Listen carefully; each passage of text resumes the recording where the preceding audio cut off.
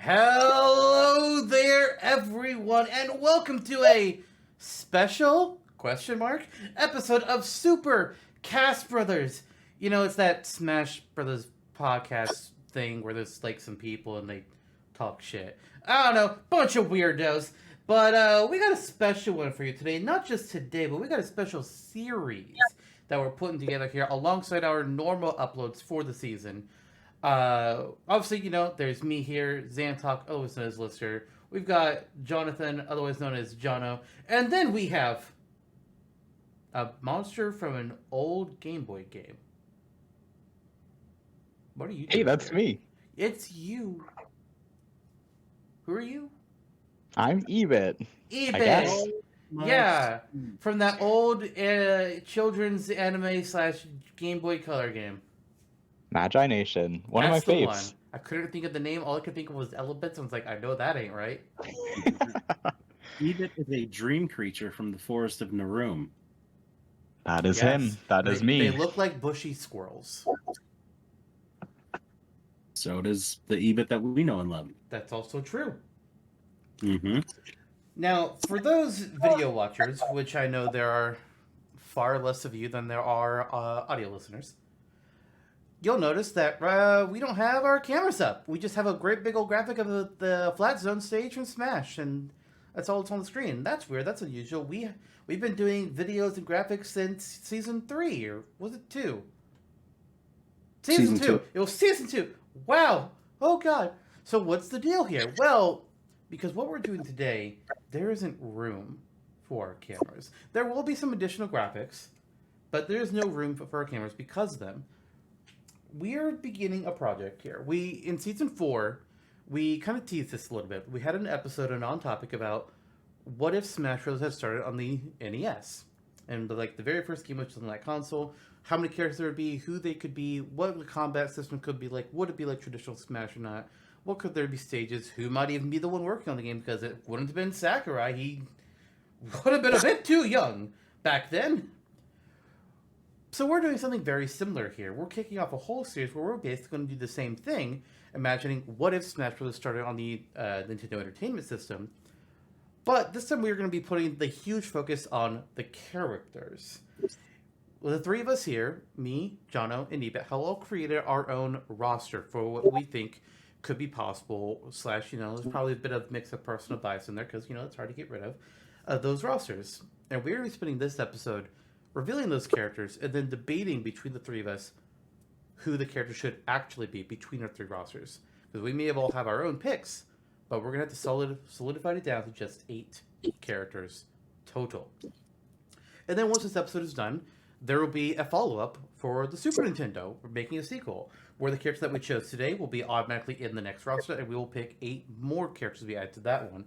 And then we'll do N64, and then GameCube, Wii, Wii U, Switch, all up until a hypothetical next-gen console. And we'll have on different guests for each episode.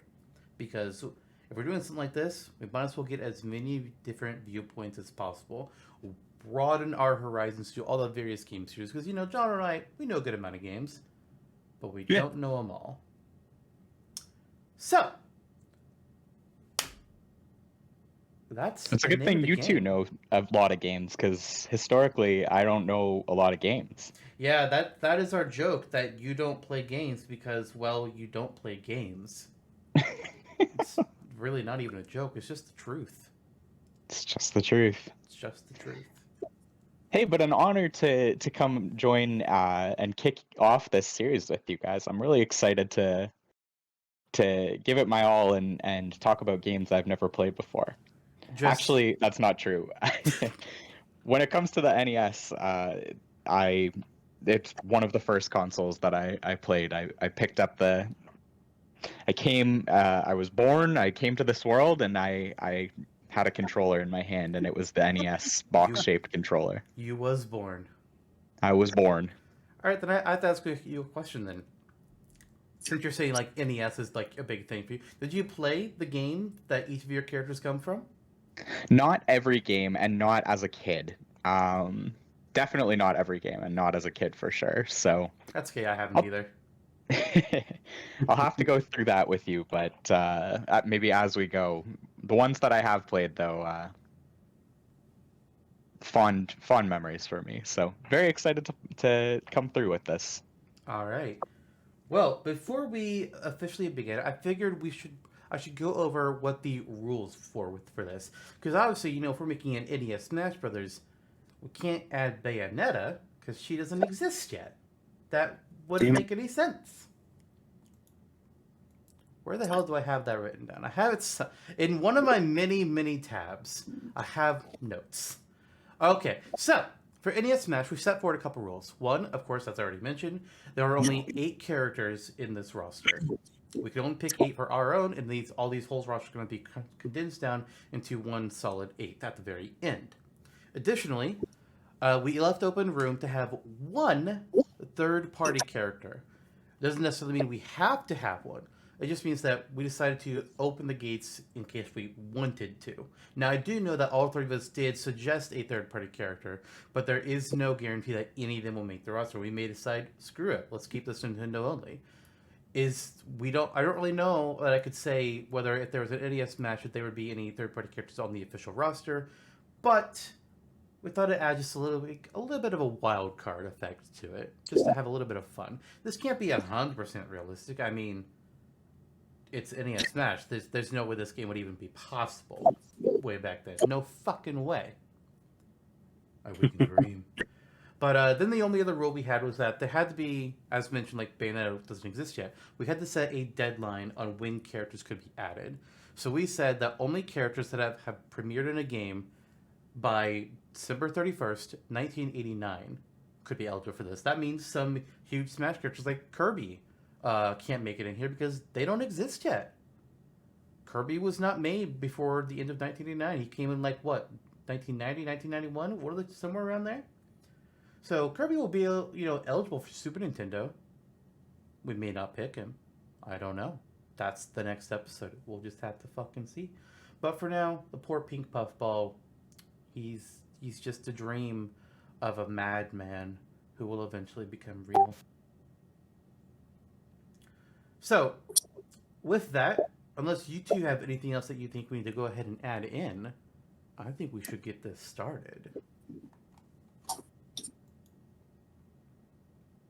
I think we should. Would you believe me if I told you that Kirby's Adventure was 1993? Ah, shit. Well, that's still eligible for the Super Nintendo episode, because that episode's going to be a deadline of the end of 1995. Wait, spoilers. Did we just figure out that we could have done Kirby this episode? Is that what you're saying? No, he's saying Kirby came out in 93. This episode's deadline was 89. Oh, I stepped out for a moment. Sorry. Dear God. All right. With that, here are our very basic graphics for those video listeners. As we're going to be doing this, we're going to be going one by one between the 3 of us, revealing one character at a time that was in our initial 8 roster. We're not going to do this whole big speech on each of them for now. Just really like a quick blurb about maybe why we picked them or we think they should be on. And then once all the characters have been revealed, then we can go into the harder debates. Mm-hmm. So, we're going to go in order. Me, then Jonno, and then Eebit. Let's begin this shit, shall we? Oh, yeah. All right. Let's shall. I'm going to start things off pretty fucking obvious. It's Nintendo. You gotta have the Mario. If he's not in, you don't have a game. Shit. Shoot. We're all doing the Mario? Do the Mario! I don't know the lyrics. It's like swing your arms and then something. I don't know. And then something. Swing your arms, clean the toilet. He is a plumber. He is He a has plumber. that going for him. That was the yes. dance he did in Superstar Saga. Correct. You fight a toilet in Superstar Saga. This is confirmed. Yeah. All right, Jonno. Okay. For me, speaking of toilets, let's move on to Jonno. So, Accurate. Jake, thank you for joining us today, by the way. What a pleasure it is to have you on for this inaugural episode. Okay. So, my first character that I shall reveal from my list, believe it or not, is controversial choice, but it's Mario. Oh, wow! You have Mario? Yeah, it was tough choosing between him and a question block, but That's I also thought of Shy Guy, but maybe next time. Actually, that may still be on the list. Who knows? who knows? Eebit, who's one of the characters on your list? Oh, well, one of the characters on my list is a very iconic character from the Super Mario Brothers video game. Oh, And it's the piranha plant. what? No, just kidding. I picked Mario as well. And in case anyone was wondering why, uh, it kind of was the obligatory one. It's Um, yeah.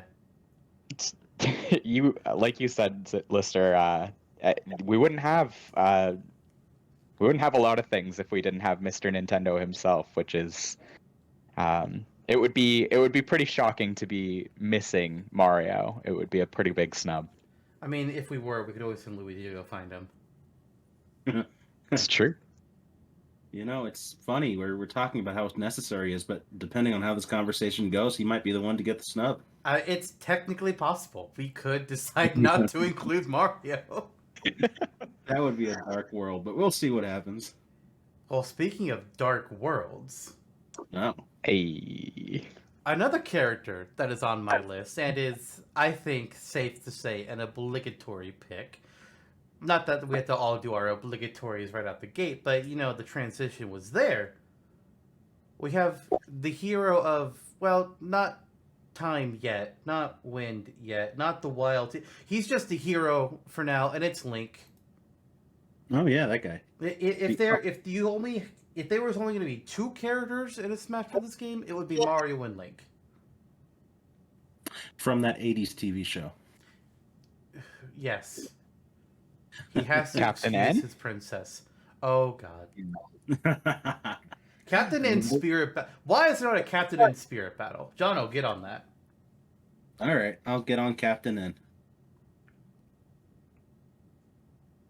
Okay, but reveal your next character first. Okay. Yeah. My next character, you may call him a temporary hero. He isn't in your party for long, but he leaves an impression. I legit don't know who this is. Someone who truly represented his colony with honor, who wanted to only... Oh, God damn it! He just wanted to retire. It is the Kavesi soldier from Colony 9, Mwamba. He doesn't exist yet! Damn. It's actually also Samus from the Metroid series. I hate you so much.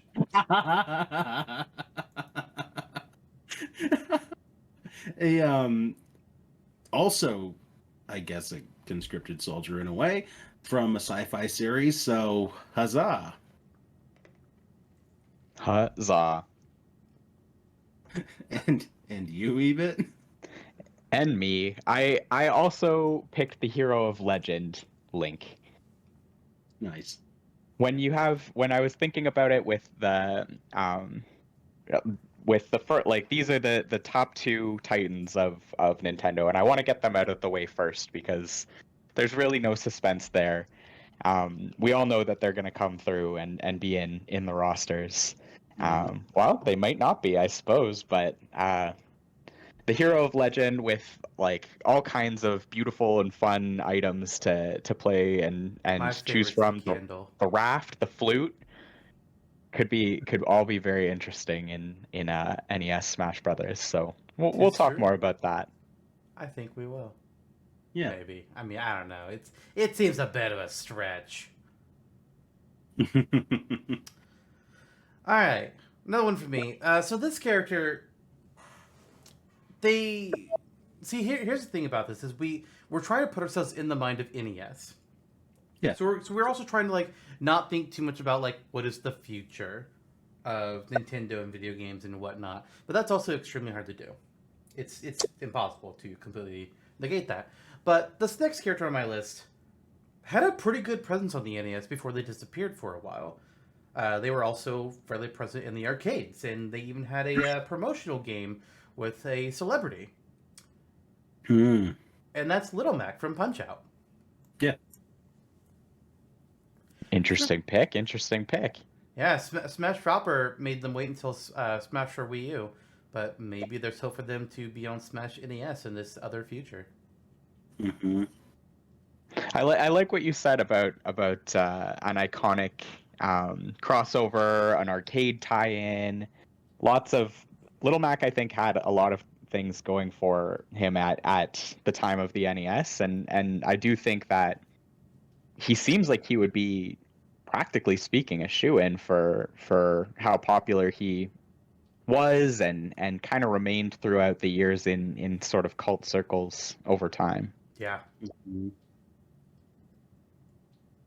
It was pretty cool. I don't know if you've seen the Mario Brothers movie yet, Jake, seeing all a Punch Out cafe and having the Punch Out boxers framed on the walls in there at the beginning. That was so cool. Too cool. Yeah, it was. Speaking of characters that were on the NES at the time, which I suppose would be everyone we're talking about. Every today. single one of them. Yeah. And also characters that maybe disappeared for a while after the NES or the 8-bit era, but eventually made a glorious return, including in Smash Proper. I will send you an angel other than myself. It is Pit from Kid Icarus. Interesting. I hate the original game because I suck at it, but love that boy. You get a lot of NES games. I can say they were pretty tough, but I can play Mario 3. Yeah, I feel like the common term for that, or at least the term I've heard for it, is calling it "quote unquote" Nintendo hard. Yeah, I've heard that. Back in this era of games, like they were quite grueling to get through, and especially with like a live system that was very reminiscent of arcades and quarter munching and that type of I mean, kind of an ethos in game design of like you lost, you kind of got to go back to the start. I'm sorry, and that's it. I mean, to follow that tangent, they kind of had to, because arcades could get their longevity on the games by like, okay, just keep going at it. You got to keep playing to win. But if a console game, they had to be like, okay, we don't have a whole lot in this game, so we just have to find some way to make you keep playing it for hours and hours. And that way is to say, get good, scrub. Sakurai himself said that on one of his videos. That was kind of the design mentality back then. Well, yeah, of course. Mm-hmm. Okay. All right, Eber. Me next? Yeah, Okay. It's the order. I think that my next pick is I'm gonna go through quickly my list of the obligatories. I called them in my notes. Mm-hmm. And the next one I think is kind of hand in hand or something with Mario. Kind of one of those most iconic game characters, really the face of games in a certain era. And I picked Donkey Kong next. Donkey Kong was my next selection. Ooh, good guy. I think that he, even before Donkey Kong Country and before he kind of evolved into his own character, there was still kind of at the time, at least I get the sense that at the time he was still quite a prominent face as Nintendo went on to use Donkey Kong or Donkey Kong Jr. in a lot of associated things with Mario. So I thought that Donkey Kong here would be a pretty safe pick that he would make an appearance in an NES Smash Bros. Makes sense to me. Mm-hmm. What a guy. All right. Well, He's looking real good there too. Look at him, yeah, a happy face. He got that bod for sure. All right. Well, let's see. Who should I cover next? I'm feeling. All right. Even today, this series gets a lot of love. People are always begging for the next game. They were a hit from the beginning. They're still a hit now. Samus Aran. Yeah. Great selection. I think so. Will she have all of her weapons at the start of Smash, or do you need to unlock them? Well, You have to Adam input isn't a here. password. Yeah, when you enter in your name, just type in Justin Bailey, and that's actually how you can unlock the entire roster from the beginning. Okay. Do you just start with one character like You Mario? just start with Mario. Hey, that's pretty cool. I would be about that design. And you don't even have versus mode yet, you only have classic mode, which is just called 1P.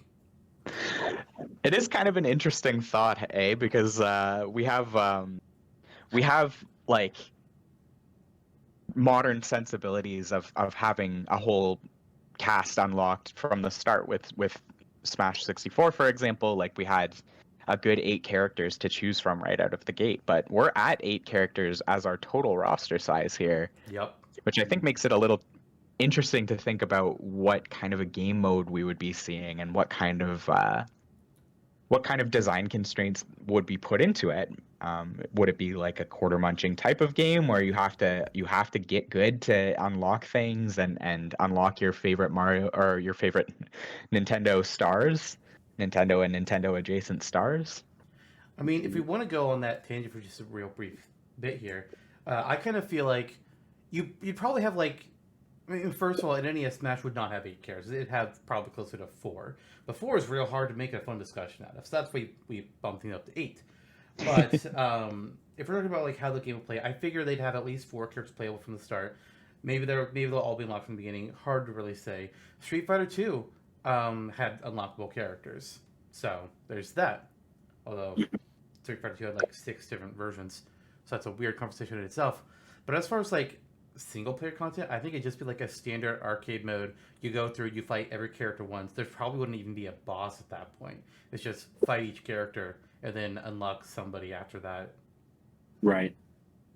What's interesting to me about this perception as well, starting from an NES Smash. Of course, we're going to go through a number of episodes and move on to Super Nintendo and 64 within this little universe that we're creating here for these special episodes. But in reality, I mean, would Smash have been a huge enough hit to warrant a sequel on the Super Nintendo if it came out on the NES, or would it have been a footnote? Because it came out at a very specific time for lightning to strike back on the 64. Yeah. It almost didn't make it. It's kind of a lightning had to strike for the game to be made. Mm-hmm. So would that special magic really come through in the actual quote unquote NES version of this game? Who knows? Or would it just move on to like other Nintendo All-Stars brands, like Super Smash Bros. Turns into Nintendo All-Stars Cross-Stitch Simulator or something? It wouldn't be the first, threading arts program on the NES. So, or like Donkey Kong's Nintendo Kitchen with cooking advice. Smash teaches typing. I would probably want to play that game, but yeah, that's exactly it. There's also the fact that you would only be able to do 1v1 because NES only had 2 controller slots. That's true. That is true. We would be dreaming of the day we would get more. That's for sure. With that said, my next character is also a character. Like Jake said about Donkey Kong. He's a major staple of the time. Donkey Kong arcades were huge. The NES port of Donkey Kong on the arcade was also pretty huge, and it turned into Donkey Kong Jr., Donkey Kong 3, Donkey Kong Jr. Math. All those great hits on the NES. And at the time it was interesting. You had a very traditional concerted villain character in Donkey Kong who's very prominent alongside King Koopa back in the day, and you also had a hero character in DK Jr. when they sewed the flip side of that coin, and Mario decided to go kidnap some great apes. So my choice out of the Kongs is actually DK Jr., a vintage choice, if you will, to represent the times. That's really cool. That's really fascinating. Actually, like, it's a good point that you put that Donkey Kong wasn't really considered a hero character in the NES era. He was more of a villain, or in some cases a captive, and there was much more of that inspiration from King Kong, where Junior kind of switches to be the protagonist type figure. That's a good thought. I like that. Right. I'm interested. Right. and they wouldn't make Mario into somebody who kidnaps an animal in the modern age either. Too true.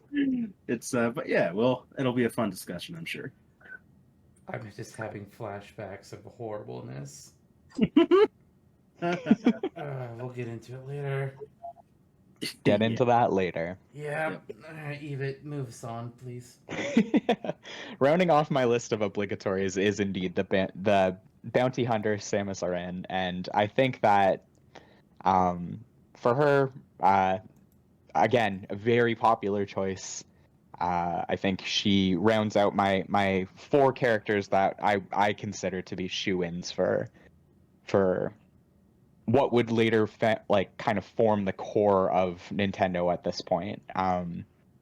I think these 4 characters that I have so far are solid, stand on their own, cover enough kind of ground of genres and protagonist antagonist types that this seems like it would be the core to build around. Build the rest of your burgeoning empire of video games around. And indeed, look where we are now. But even at the time, these 4 games kind of had something special going for them between Super Mario Bros., the original Donkey Kong, the original Legend of Zelda, and the original Metroid. I think those 4 make up my very solid, rounded core of NES Smash Bros. All right. If I had to stop there, I'd be all right with that. But that wouldn't be any fun, so... It wouldn't be. Let's keep Imagine that if we only had 4 characters. Ugh. I think it would be those 4 for me. No doubt in my mind. I mean, I have my opinions. I will wait. But I have my opinions. Okay. I mean, for those of you who are seeing the video, you can kind of tell that from how the way that we have the graphics presented here. I quite obviously am not going to have Donkey Kong on my list because he doesn't fit in on where the graphics are presented. So we're already just like that. There's going to have to be a chat there. And he's not going to have DK Jr. either. I do not. Yeah. It doesn't look like you have Donkey Kong either. And Eebit doesn't have DK Jr. So, oh my god, what's going to happen here? It's well, a Kongless world. And Jonno doesn't have Link. Oh, shit. I mean, Link could potentially fit in that slot. Or maybe he's trolling us and Donkey Kong is in that slot. Or it's someone else entirely. Who knows? We don't know. Yeah. I mean, I know. Because I had to make the graphics. But, yeah. Anyways. My next character I'm going to bring out, let's bring out someone that's not on the board yet, which, yeah. Well, of course. This is the character, I honestly do not know how popular they or their game was at this point in Nintendo history. I don't know. But I do know that future games were popular, and even now, people still want to see these games and characters again. So I decided, okay, let's go ahead and have the conversation about Ninten from Mother 1 or Earthbound Beginnings. Okay. All right. I wonder how that sprite would look side-scrolling. I don't know. I mean, it'd probably just be his sprite from Mother. Just that sprite. Okay. Very small hitbox, that. I mean, this listen. If we're going to talk about hitbox, then DK's is going to be huge. Also, That doesn't assume that we're going to use the original sprites that they had from those games, and they wouldn't have been re-sprited for this specific thing. And Little Mac, for example, would have quite an interesting hitbox. Yeah. that's that's true. That's true. Yeah, the NES sprite panels are another interesting conversation Sakurai had at the time, where DKs took up like 4 huge blocks on a screen at the time, and they only had so many they could fit on so many sheets to input into the NES. Luckily, we're using time travel magic to say fuck the rules. Maybe. We also brought Sakurai back from the future, so he's the one directing this game. Oh, I thought you were. No.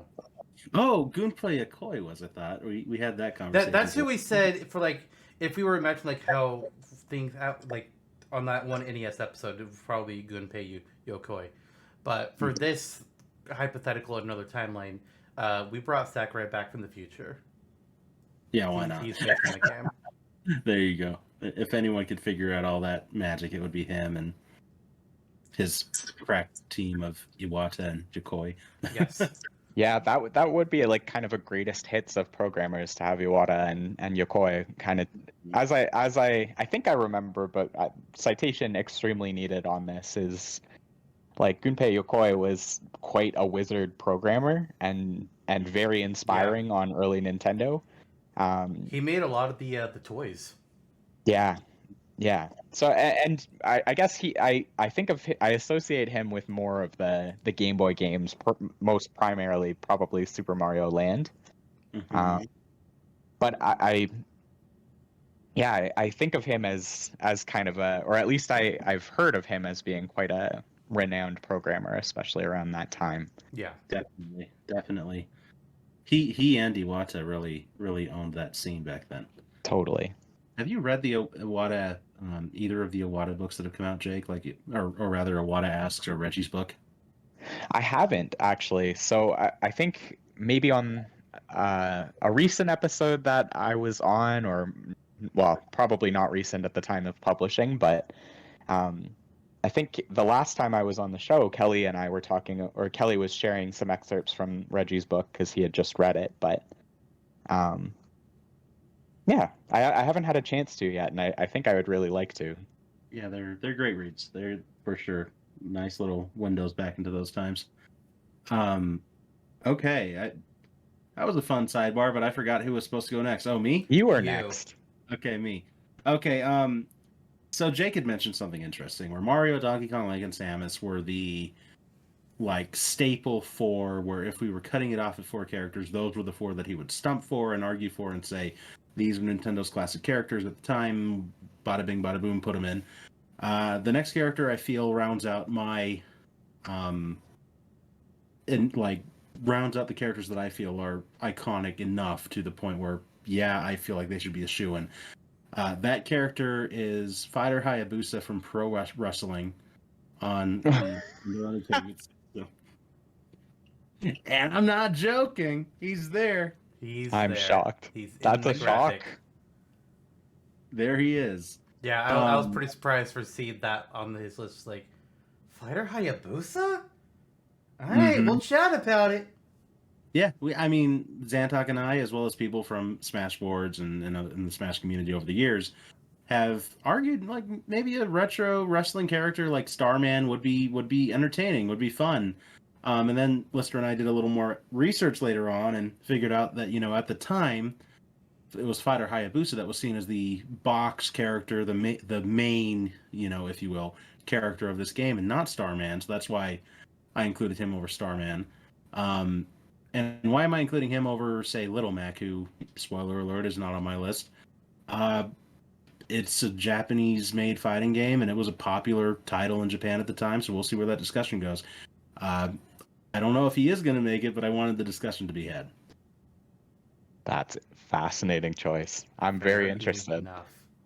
Yeah, an icon of his time, truly. One of the main four. Core 4. Yeah, there you go.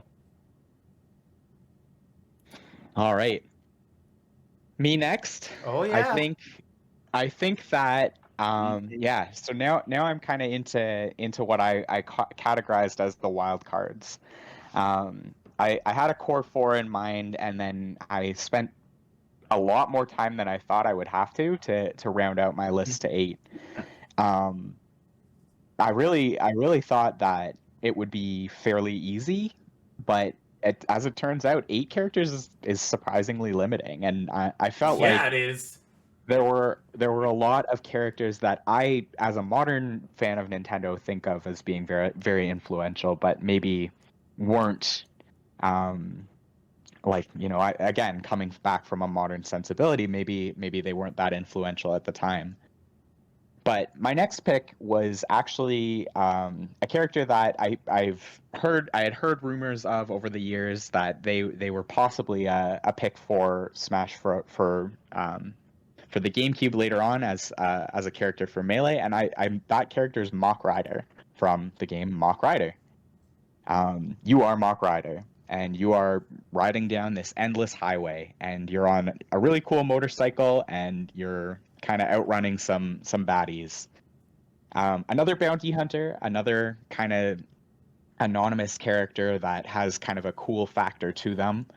I think for me, when I was looking at my roster and how it was shaping up, I was thinking about F-Zero and how Mach Rider kind of fills a similar role of Captain Falcon, as a character that, you know, we didn't see much outside of their primary vehicle of transportation, which is, in Mach Rider's case, this cool motorcycle. But I do think that with some creativity, the same kind of creativity applied to Fox Fox and Captain Falcon in the 64 Smash, I think Mach Rider would be a solid pick for a character for some intrigue to them. Mm-hmm. That brings up a couple points from me. First of all, you were saying, you know, he's Mach Rider from Mach Rider. But then you said he rides his bike. It's like, how did you not say he Mach rides? Guy, you had a perfect opportunity and you Shoot. squandered it. Completely squandered it. Just beefed it. It's a wipeout. And I also want to mention, like, you're talking about F-Zero. It's like F-Zero is going to be an interesting one as we get deeper in, because I mean, one, F-Zero didn't exist yet, so Captain Falcon's not eligible for this episode.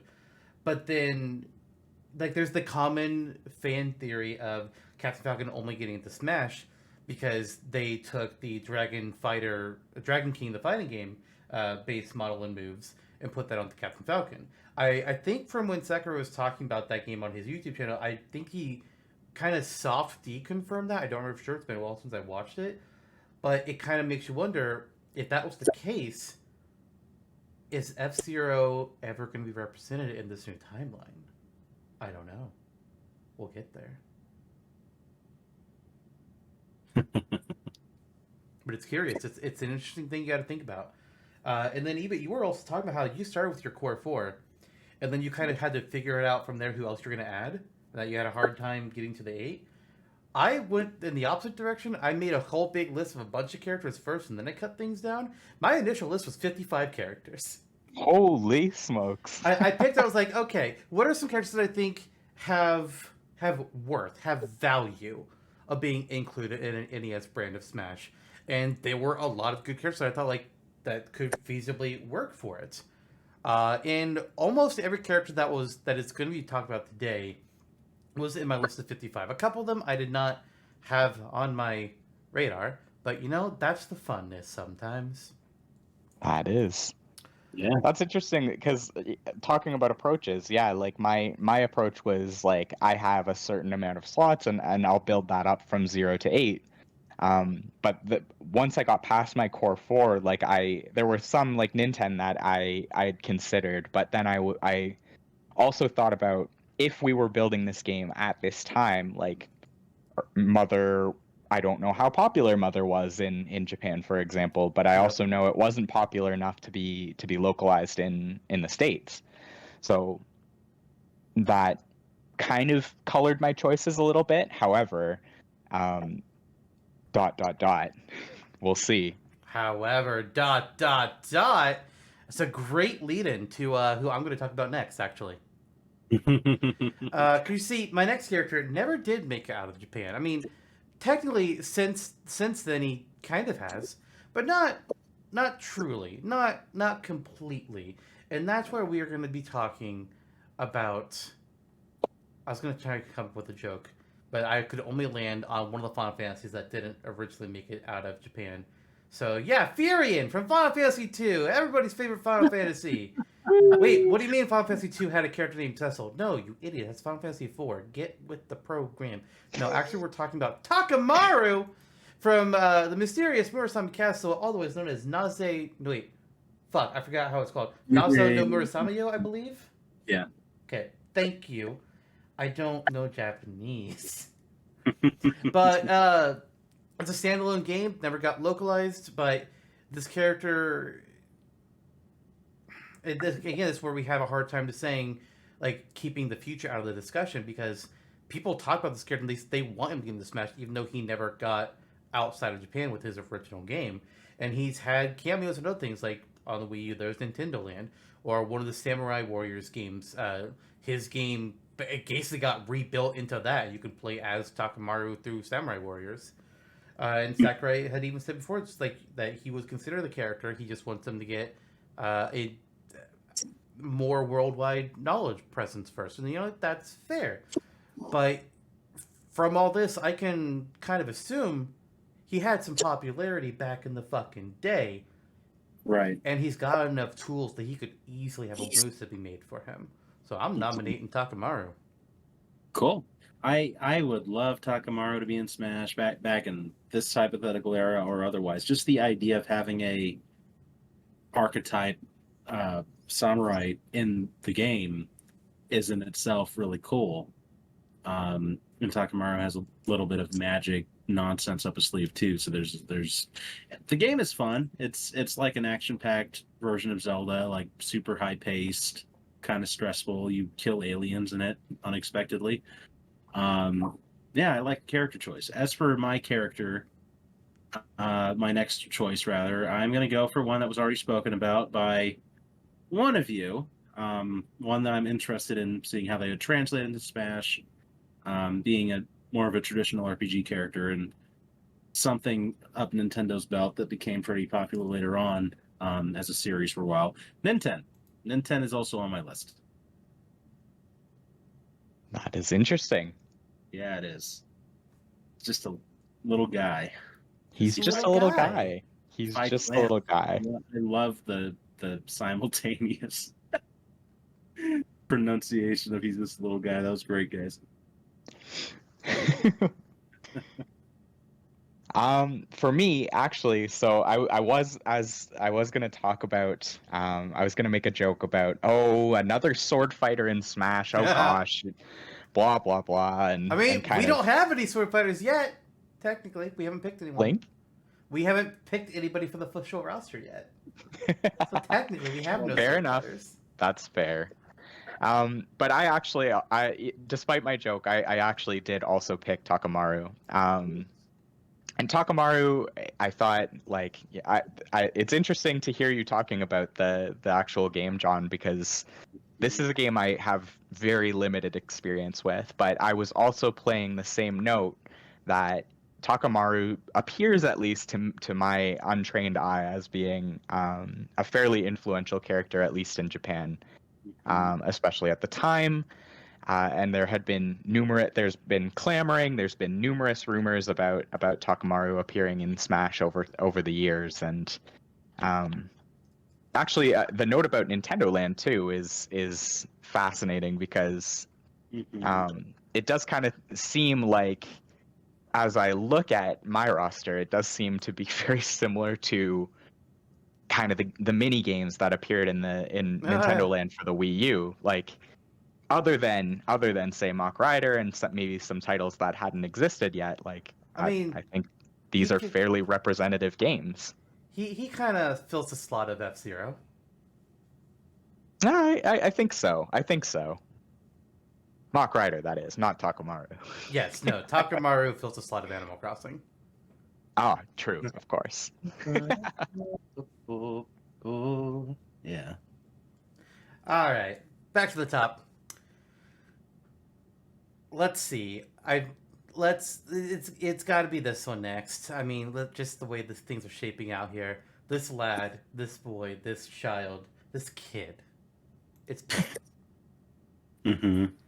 Kid Icarus was big on NES. Cannot deny. It's Metroid's little brother. That's funny because when I was looking at Pit on my roster, I was thinking kind of the opposite or the pejorative form of that. Like, yeah, Kid Icarus existed, but it was only Metroid's little brother. It came out the same year. Very similar game style, generally speaking, although one's more exploratory and one's more of a vertical action game, as far as I know. It's got horizontal bits too. Yeah, but I think about Kid Icarus as a game, and I kind of think that anything that the original Kid Icarus did, Metroid kind of did it a little better in a way that resonated more with people, enough so that Metroid went on to spawn a franchise, and Kid Icarus kind of sat gathering dust until Smash Brawl. I'm sorry, And but Metroid does not have eggplant wizards. No, like weird eyeballs that float around, and you shoot them with arrows as a little angel boy from the Greek mythos. I mean, where's the don't get me wrong, I love the evolution of Kid Icarus, and I was actually like really excited about that being brought back, especially in the early days of Brawl. I remember being like very interested in Kid Icarus once it kind of came back. I was very like, wow, that's really cool that they've decided to take this character that hasn't appeared in so many years and give them a whole new fresh coat of paint, like an entirely new move set, and like really modernize them. Like, Yeah. that's awesome. And that's what I think Smash excels at, is kind of writing a beautiful love letter of characters, or to these storied characters over Nintendo's history. What I think is funny as well, you're right. You're right about that. To where Zantok had mentioned one of Iwata's previous points, that one of the reasons why Takamaru's just been in the Sys Trophy so far is because he's not so popular in the West. But it's like you included Marth and Roy, and It's true. That's true. and then It kind of feels like the eras of Smash, like picking characters. There's a clear distinction between Melee and then past Melee. Mm. Like Smash 64 and Melee followed very different rules on who was being picked than the rest of the series. Right. It's true. I can feel that. Yeah, things became more contemporary and promotional as time went on. But we still get picks every so often, like K-Rool and Ridley. Good times. Haha. And Gino. Yeah, haha. You found me. Hestu's going to be in the next game. I can't wait. I can't wait for Hestu and Smash.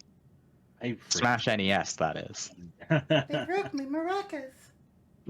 Would you help me find the Korak seeds? Yes. Okay, they're little poops. I'll do anything for you, Hestu. Oh. Produce poop. Oh. Oh. No. Anyway. All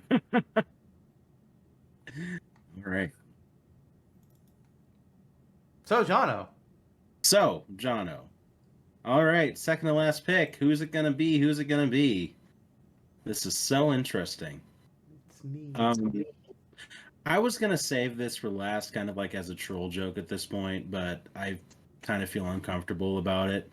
So I'm just gonna say Link is on my roster. There he is.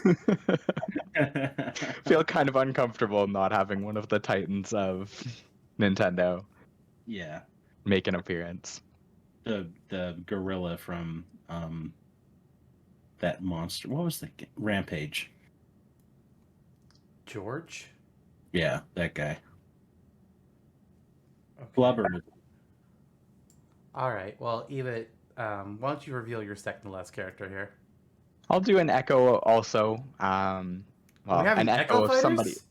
an echo of somebody else's pick. I did kind of think about that Echo Fighters joke, though. No, my next pick is Little Mac as well, and for kind of similar reasons. Of there was the crossover with Mike Tyson. There was the arcade game tie-in. It's a fighting game already, so I think that if we were like in the developer's shoes at the time, the most natural translation is another fighting character to play in a fighting game. A very different game, and possibly it wouldn't even look remotely similar. But I think that Little Mac kind of has that. He's got some fight in him for sure, and he's a punchy boy, and he's just a little guy as well. Yes, literally. Yeah. I wonder how he'll jump in this game. I was thinking about saying it. Mm-hmm. He ain't no air fighter. We know that much. Alright. Okay. So we've revealed 7 characters each. We got 1 left. And I love that we all collectively just decided to wait till the end for our third party picks. Because we didn't discuss that. I thought about bringing it up before we started, but I forgot to. It's like, well, we'll just see what happens. But I love that we all waited, because that's going to make this more fun. Yeah. So, for my third-party pick, there were several good options. It's... How do you choose just one? You know? Mm-hmm. But one, it's hard. But, in the end, I went with a character that back then and now has a very strong history and presence on Nintendo consoles. A very popular character. The first game, not quite the favorite. The second game, oh, that's where the fans are just like, this is the shit. And I had to throw a nod to my boy, the lad in blue, Mega Man. Nice. Super fighting robot. Fuck yes. He's not, EXE, but he doesn't exist yet, so it's fine. Mm-mm. I like the pick. I like Mega Man a lot. I think, as you said, his franchise kind of came alive in the second game, but yeah, I think that especially with the NES, I was struck by how many of the games that I think are really iconic, long-lasting games are actually kind of the third-party games. Yeah. I think there's a lot of characters that I really struggled with, and Mega Man was definitely one of them. Where I was like, shoot, I think he would be the right fit. But also, then I thought about, Samus probably shares the same niche, and that kind of made it interesting. But That's I like an interesting point. I didn't think about that. Yeah. Just thought that blue guy. I just like the blue guy. He's Yep. great. You mentioned how can you just pick one third-party character to Smash? And I was like, oh yeah, Sonic wouldn't have been an option then. So Sonic doesn't exist yet. Sonic was not born yet.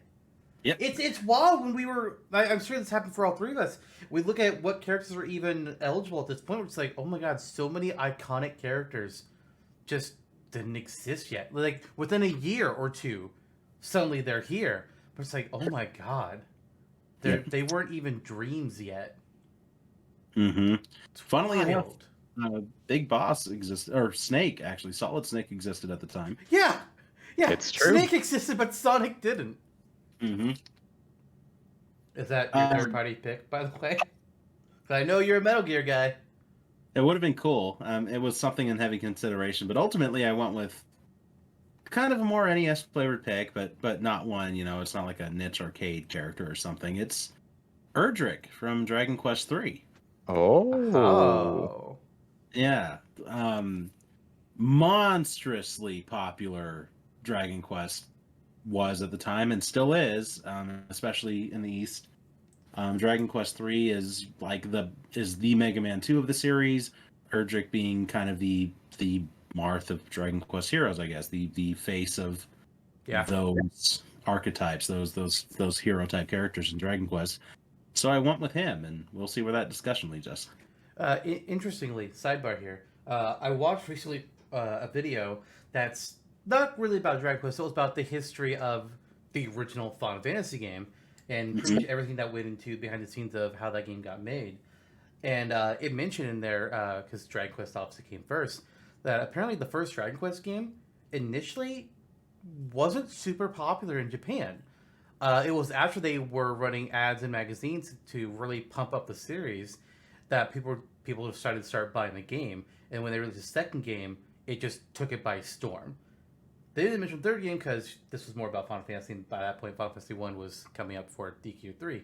But I found that really interesting to know about that history because I didn't know that. I knew that Final Fantasy came off the heels of Dragon Quest and they took some cues from them. But I didn't know that initially the series struggled. I didn't know that either. That's really interesting. Actually, also interesting though is that you didn't pick the is Erdrick not also the hero in Dragon Quest 1? I don't think I know that lore. The heroes of Dragon Quest 1 and 2 are both the descendants of Erdrick. Descendants? Oh, yep. I thought that they were all... Okay, that's interesting. Every Dragon Quest game is a different hero. Most of them Right. do not have canon names. And there's even debate if Erdrick is a name or if it's a title. Interesting. Mm-hmm. Although, yeah, the character from Dragon Quest III is like the legendary hero of the franchise. Yeah. Mhm. Okay. Huh. Yeah. Today I learned. I definitely thought Erdrick was the hero of Dragon Quest One as well. So that's really today I learned something. That's why you may recall. I'm not sure if you saw it floating around the internet, but there's screenshots of the graveyard in the original 2 Dragon Quest games, and there's a tombstone that says "Here lies Erdrick." Interesting. There's also Final Fantasy 1 also has that, although some versions it's Erdrick, some versions it's Link. That's fair. Right. Yeah. That's a little dark. I did just read this actually. I was pulling this up to learn the lore on this, and in the Japanese Famicom release of of Zelda 2: The Adventure of Link, a grave can be found in the town Saria that reads "The hero Loto rests here," which is, I guess, Erdrick's. Oh, that's right. Yeah, I think that's Dragon Quest 1's hero, Loto. Ah, all right. The hero, the town of Saria. Topical. The town of Saria. Nice. Funny how that name looped back around later on. Oh, yes. It really is. It really is how they reused Zelda all the likes stage. doing that. Mm-hmm. Yeah, Even Tears of the Kingdom. even Tears of the Kingdom. Quite prolifically in Breath of the Wild and Tears of the Kingdom, yeah. Yes, yeah. Lake Makar and stuff. Like, oh okay. All right. Watery goat now. We got one character left to unveil before we can get into the difficulties. Eebit, Rounding it off. who's Rounding your it off. third-party pick? My third party pick, again, I definitely struggled over this because there are a ton of influential games that have stood the test of time, that got their start on the NES, that seem to me to at least prop up the NES's catalog. I really agonized over this one actually because I was thinking, do I want a third party slot? Do I want to use that? Do I want to is that even something that I need necessarily? And then I thought, just with all the picks that with all the picks and all the games that are there on the NES catalog at this specific time before 1989 ends, the pick that I thought was at least influential for me and in my perspective is Simon Belmont from Castlevania. Oh. Great choice. I thought that Simon in particular is Simon and Castlevania in particular are one of those kind of juggernaut games that kind of prop up not only a franchise, it kickstarts Simon. There's the original Castlevania and also Castlevania 2. Both of those are very good games, very solid games, and also kickstarted the other half of the Metroidvania thing. Although I think it's more of a nod to later games in the Castlevania RPG franchise. Yeah. But nevertheless, this is a huge game. Simon himself has a ton of interesting, dynamic weapons that would make for a cool moveset eventually, if we're talking about that, or if we take that into a consideration. And I thought that, yeah, Simon seems like he would be a shoo-in for an early Smash Brothers. He's certainly a natural fit, and I feel like we've hit 3 of the most major company partners in Nintendo at the time. Yeah, Totally. With Enix, Capcom, and Konami as well. So it'll be an interesting discussion. It's also, I want to note here that all 3 of these characters were on my potential for third-party picks. I saved my third-party slot for very last because, again, like you, I wasn't entirely sure if I was going to use a third-party slot. But once I had 7 from Nintendo, I was like, okay, who are my Letos from Nintendo? Who are my high picks from third-party? Do any of them kind of stack up? And at the end, I was kind of like, no. I think a third-party is a better pick than any of the remaining Nintendos I'm considering. Yeah. And it's funny because at the very end, when I was debating between just like 2 final third parties, and like I had to pick to one of them, it was between Mega Man and Simon. It was like I kept going back and forth, just like which one do I include? So I'm very glad to see that you went ahead and included Simon, because in my opinion, those are the top two best third-party picks added to Smash NES. So 1A and a 1B type of thing for you. Yeah, it's like a hair between the two of them. Personal bias is partly why I come in. I would think case of just it being Mega Man. It's also an interesting discussion to have about third parties back in this day. I think Nintendo was more open to having a bunch of third parties at this period and wouldn't be against one in the game. Whereas in the N64 and GameCube era of Smash, there almost seemed to be a reclusive approach to the relationship with third parties. They really shot themselves in the foot by going the cartridge direction with the 64. Yeah, That's true. On top of that, too, though, they also just had their own wider library of games and characters to choose from back with the N64. Here, NES, yeah, they've still got a good library, but they don't have other juggernauts like Pikachu or Kirby to consider. It's too bad none of us picked the duck. Well, actually, I really love, Lister, that you called them juggernauts, because if we again kind of go back to this period of time, like it's wide open. We don't know necessarily which of these characters are going to be the faces of the franchise or the faces of Nintendo's great success, right? Yep. Like we're kind of this history could hypothetically, like, let's say we pick Takamaru. We could get Takamaru spin-offs out the ass after him being in this game. We don't fucking know. Yeah. Mm-hmm. It's wild. Yeah. If Smash had the same result that it did in our timeline as it does in this timeline, anything's possible. Completely. Yeah, I think the only exception to that rule, Jake, would be probably Mario at the time. And I think Mario, Link, Samus, the DKs. Mm-hmm. All of them, like, we all knew. And obviously the third parties. But then again, Donkey Kong Jr., who eventually is replaced with Diddy Kong, as we know from our timeline. Like we kind of lose Junior, and instead we gain a more distinct, more individualistic character of Diddy Kong and the assorted Kongs that we get in the country era of Donkey Kong. Yeah, and some too. It's like we don't necessarily lose Junior, where he matures into Donkey Kong.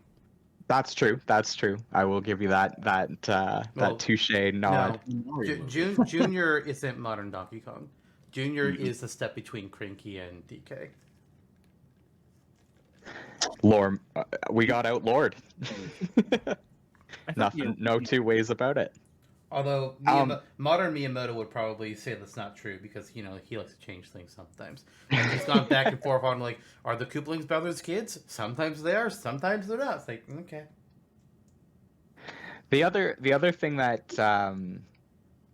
that was interesting is again, like we kind of don't have Pikachu, we don't have Kirby, we don't have other quote unquote juggernaut characters yet. So so it does kind of make for a more interesting discussion, especially with these kinds of caveats placed on, like, what's the cutoff, and when, like, some of these other characters. We also talked about Marth. Like, Fire Emblem wasn't made at this time, I don't think. So it was not. We wouldn't have been able to pick like another character that has been historically treated very well by Smash Bros. Could have picked Ice Climbers and didn't, though. Could have picked Ice Climbers, but I despite the fact that I love Ice Climbers, I don't think, like, I think Ice Climbers were more of a shock factor pick. Like, but again, along the same lines of how I feel about Pit, like how I've thought that in the Melee Brawl era, Smash had been about kind of breathing new life and being a little experimental and not being afraid to pick kind of oddball characters to breathe new life into them. And I think that mentality of roster picking is very different from what we're doing here, first of all, but also modern Smash. Yeah, we'll get there eventually with some of our later episodes. Totally. I look forward to that for you guys. Me It'll be too. interesting to get into those later episodes and view these characters from a different lens. Whereas now we're viewing them as very contemporary. We're in the '80s doing this thing. Later on, we're going to say who's the retro pick going to be, or retro picks, and so that'll be a layer. I right now, I mean, I was like, do I pick Fighter Hayabusa or the guy from ice hockey? It was a contentious debate. Yeah. Interesting. Yeah. Interesting. Yeah. To let the viewers in on something, I think John and I think we talked about this when we did that NES episode back in season 4, but several years ago, around the time that Hero was being revealed for Smash Ultimate's DLC, you and I did this kind of project, just the two of us, our own solo thing, way before the podcast doing anything, and I don't remember exactly what we picked for characters back then. I know that our two rosters were a little bit different than how they were back then, because when we didn't include third party back then. And I had Donkey Kong in my initial list, but I removed him for this one for reasons. And I also had Mr. Game & Watch, and he was my retro pick. I was like, hey, why not have him on? And then he did not make the cut. I was like, I'm just not even going to include him this time. We'll consider him later. Fascinating. I also don't know how you guys would do this without a third party pick, and I do kind of the third party discussion is so interesting as well. Like what you guys had said as well, like in later games specifically, maybe as a product of the switch to cartridges and kind of Nintendo taking a little bit more of a hermit on the mountain type of stance, if you will, where they're kind of doing their own thing and they've got their preferred partners, and it's kind of a bit more of a walled kingdom because Square's gone and Konami's gone and doing their own thing and what have you. But I do think that like in this era of games as well, like maybe there's still like the burgeoning console wars between Sega and Nintendo, but you know, it hasn't quite happened yet, at least not to the feverish pitch it gets to in kind of the Genesis SNES era. Yeah. I feel like, and this is again like an uneducated kind of gut feeling, is games at this time were such like a Wild West, a pioneering space, like where people were just kind of laying down some ideas, some kind of inspiration, and I feel like maybe at this time like companies were more brotherly or more comrades in arms and kind of scrapping it out together, and there's more at this time it seems like it's a smaller space and people know each other and there's more room for collaboration. So maybe that's the space that there's more third-party representation, or it seems more like the NES has stronger third-party representation as pillars of that platform. Mm-hmm. I agree. That makes a lot of sense. It's going to make it interesting as we go through, because I'll say this now, we're not going to like lower the units of third parties or start cutting third party characters as we go through episodes, trying to stimulate, bad relations, because one, that's not fun. We want things to grow. Maybe, we're envisioning a happier timeline, let's call it. But I do kind of imagine that there would probably still be some animosity with Sega. I think that's probably still likely to happen for a bit. Oh, definitely. I don't think Sonic's going to get in on the Super Nintendo episode. I might be wrong, but I don't think that'll happen. It's interesting to think about for sure. Oh, for sure. Especially when it comes to third-party characters, but yeah, because like with future episodes, we're not going to have any characters be cut. We're not taking that approach. We're just going to assume everybody gets carried along to the next scene. Everyone is here. Eternal. Yes, because it would be hell to cut characters and then fill in slots. We're just not doing that headache. It might kind of be interesting, actually. Is kind of who do you guys take to the slaughtering house? And Mario. It's kind of an interesting thought exercise in and of itself. I kind of wonder of your thoughts of like who eventually you would cut from a roster. for one reason or another. I mean, we can do that at the very end. Once we've picked out our total 8, we can each just say like, okay, let's hypotheticalize the next game 2 characters have to be cut. Who would we each personally cut? We could do that just for fun. That's interesting. I think that's fun. I kind of would be interested to do that. Okay. Right. Let's do that. Even in the scope where we're going to adopt these characters onward and onward throughout I the series. Mario. But yeah, I cut Mario and Link. We'll get there. We'll get there. In fact, let's start. Oh God. All right. Here's our rosters. They're on the screen. If you're a audio listener, I'm sorry. I can't do much for you besides just do a run through of who all the characters are. But that's just going to be me speed running it, and that's not going to help you. So Speed run away, my friend. all right, my picks were Mario, Link, Samus, Ninten, Pit, Little Mac, Taka Mario, Mega Man. Jonno's picks were Mario, Donkey Kong Jr., Link, Samus, Ninten, Pit, Fighter Hayabusa, Urjuk. Eebit's picks were Mario, Donkey Kong, Link, Samus, Little Mac, Taka Mario, Mach Rider, and Skyman Belmont. Skyman Belmont, my favorite. Good work, speedrunning. Wonderful job. It's better than his son. That's true NES speedrun, if you will. Yes. 10 seconds. All right. So let's start things off here. First, I want to go ahead and bring up, just because the 3 of us have Mario, Samus, and Link on all 3 of our rosters, that doesn't technically mean they're all guaranteed to make it in. We could run into a situation where there's only 1 slot left, and maybe it's between Samus and fucking Fighter Hayabusa.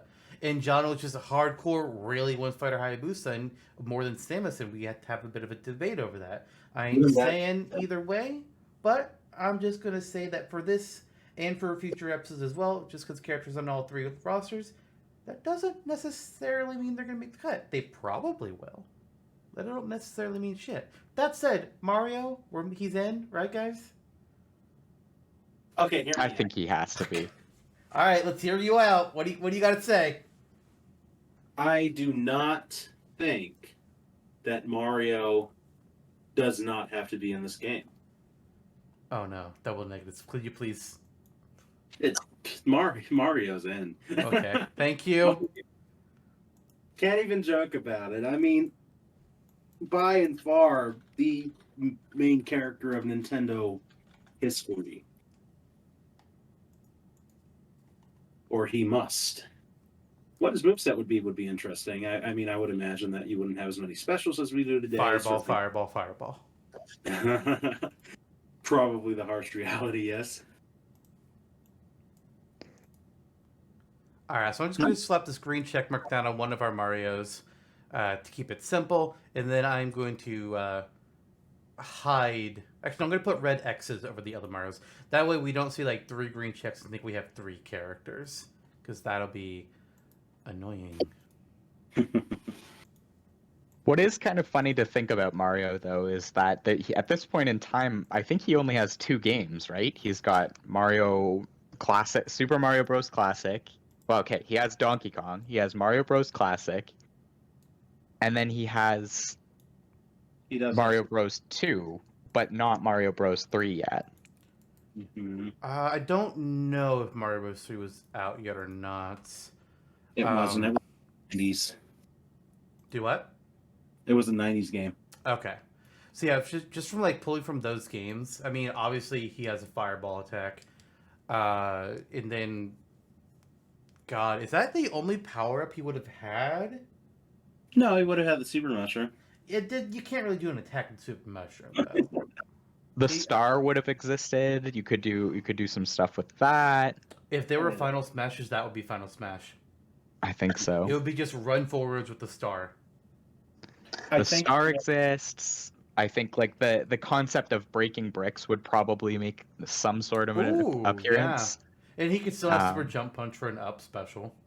Throwing things, like picking up and throwing from Mario 2, I have to imagine like maybe there's some stuff to do with the magic carpet. Maybe he can pull vegetables and throw bombs. Like I kind of wonder if that would be maybe there's more of a feature of the hammer from Donkey Kong. Oh yeah, true. He could also use a spring from Super Mario Brothers 1, and also potentially jump on a Koopa shell or something. Yeah. Another thing to think about is that Smash 64 did not have side specials. So we may just have normal and up. We may not even have a down. Yeah, it was relatively simple those times. Well, yeah, even the directional like attacks, I kind of think would be fairly limited too, Yeah. because you're on a D-pad instead of having tilts with analog sticks or a smash. And we don't have L or R buttons. We only have up, down, left, right, start, select, A, B. We don't have much. up, down, left, right, A, B, start. Hell yeah. Yeah, it might just be fireball and some sort of up then, super jump punch or Yeah. Carpet. Pulling something out from the ground for a down special, perhaps. That could be interesting. You know, Could be they interesting. could map shields and grabs to select. Mm-hmm. I think the grab state would be extremely difficult to not only render with the limited sprites that you have and limited graphical memory that you have, but even just like that state machine would be so complicated, I have Yeah. to imagine at that time. Grabs and mashing to escape. Something like that would be not fun to program, I'm sure. Mm-mm. I feel like there's at least maybe one or two more characters that we can fast track, and then we get into the real hard stuff. Agreed. Who are you thinking? Link, I think, is next up. Really? Yeah, probably. Eebit, what do you think? I think Link is once again one of my core four, one of my absolute shoe-ins for something like this, and his moveset could very well be all kinds of different tools that, first of all, classic OG Legend of Zelda, and then also, was Adventure of Link out at this point in time? I think so, but I think let so. me just 87. So Adventure of Link, like again, you get your down stab in the air. That's a fixture of Link's gameplay throughout, and the up stab in the air as well. You've got bombs. You've got the magic whistle. You've got the raft. You've got a lamp. Candle. Magic power. Mm-hmm. I think Link is a shoe-in. All kinds of roster or all kinds of moveset potential as well, and again, a very important. Even at that time, you could see that by this time there's 2 games. Link is well on his way to being a fixture of Nintendo. All Yes. right, I'll relent. Link can be in. Oh, thank you. It's pretty interesting. I mean, looking at his character artwork on the screen here from even back in the day, he has so many things. Yeah. Yeah. Now with the limited potential of this game on the hardware, I wonder where they'd go with it. Maybe probably the bow or the boomerang as the standard or something. Funnily enough, Smash 64 wasn't the bow; it was Only boomerang, has the boomerang. Yeah. Mm-hmm. which is wild to me. Yeah. Yeah. All right, you said there was one more that you think we can fast track. I'm pretty sure I know who you're talking about, but just go ahead and go into it. Okay. Fighter Hayabusa. I was gonna say Pit, but all right. We made Ninja. Samus. Samus, really? But she's just Kid Icarus's older sister. It's just some guy in a suit. It's just a little guy. Yep. Why can't Metroid crawl? I don't know. Truly the staple of an era. But I mean, incidentally, I mean those are the 3 characters that we have flush amongst each other's rosters. Obviously, we're all the same mindset here. We weren't born yesterday. We know these characters are bad enough to save the president. I mean, I made that little speech earlier about like just because they're all on our list doesn't necessarily mean them like get in, which is true. But we all knew Mario, Link, Samus are have to haves. If you don't have them, then you have failed. Yeah, definitely. I think that later on, as the series progresses, we have other episodes to think about, especially as the further we go along. There will be instances, probably, where we are flush with our guest and ourselves with a character that doesn't make it on the roster just because of how big it is. Yeah. But this ain't that day. This is NES World with 8 characters, so those 3 can afford to make it in, and I think it's good we got them out of the way so we can kind of get into the crux of the conversation, if you will, God damn it. with all of this crap. Yep. We've got 3 picked. Mario, Link, Samus, they are all in. We got 5 slots left. It's gonna be Where do hard. we even start? Where do we start? We have a few characters that are on 2 of our lists. Pit is on mine and Jonno's list, as is Ninten. Takamaru and Little Mac, however, are on me and Eebit's list. Funnily enough, there are no characters left that are shared between Jonno and Eebit's list. That's interesting. The two of you did not agree very much. We share a body and a heart, but we don't share many opinions. Or brain cells. We have one. Collectively. I think we need to rip the Band-Aid off. Alright, here's the thing. Back when John and I first did this with each other, I mentioned how I had Donkey Kong on my list, and he had DK Jr.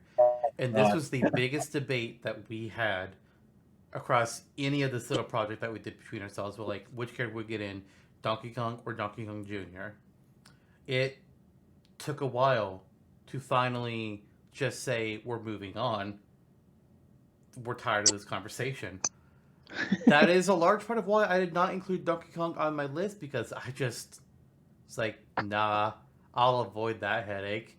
And then, wouldn't you know it, here comes DK. Now, I have my own opinion between the two of these characters. However, I didn't nominate either of them.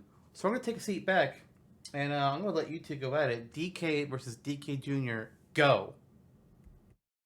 Oh Well, a new challenger gets to enter the ring, I guess. So I maybe I get to carry the torch for you a little bit, Zantok, and I'll plead my case for Donkey Kong, and we'll go from there. So, yeah, I looked at Donkey Kong as kind of being, again, like a juggernaut character in terms of Nintendo's history, in terms of kind of the classic evolution of Nintendo from going from in the transition from arcade games to home console sales with Donkey Kong, which just kind of straddles the line of both.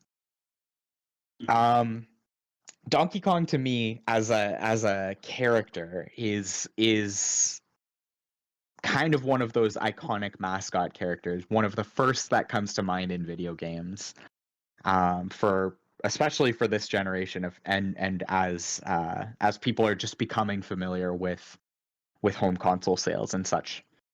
I think that Donkey Kong to me is kind of emblematic of video games. He certainly like resonates one of the most, I think, of mascots, really, of mascots that embody Nintendo and kind of made Nintendo the household name that it is with its family computer system. Yeah, to me, I think that Donkey Kong has a wide swath of moves. I think Junior, I actually really liked what Jonno had to say about Junior being more of a protagonist character, but I honestly think that maybe strengthens my argument a little bit more. That if you're not going to pick Bowser, or rather King Koopa or Wart or something like that as your antagonist character to round out this roster, and indeed, Bowser doesn't make it into Smash in our timeline until Melee.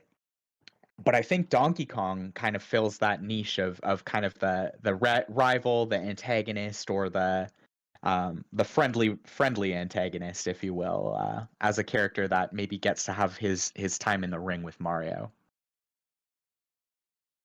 So that's my case. That's my case for DK. It was an interesting time. That is for sure. And I think touching on Bowser quickly, you all might agree He didn't make it on my list, even though he's eligible, just because I wanted to diversify the roster at this point. Agreed. So just didn't want any series crossover. Although there's the argument that, Mario and Donkey Kong are tangentially related, but slap a DK symbol on it and call it a day. I had the same thought actually about that. So on this we can agree. Yeah. There you go. Yeah, there's on paper there's nothing wrong with a DK inclusion even this early in the game.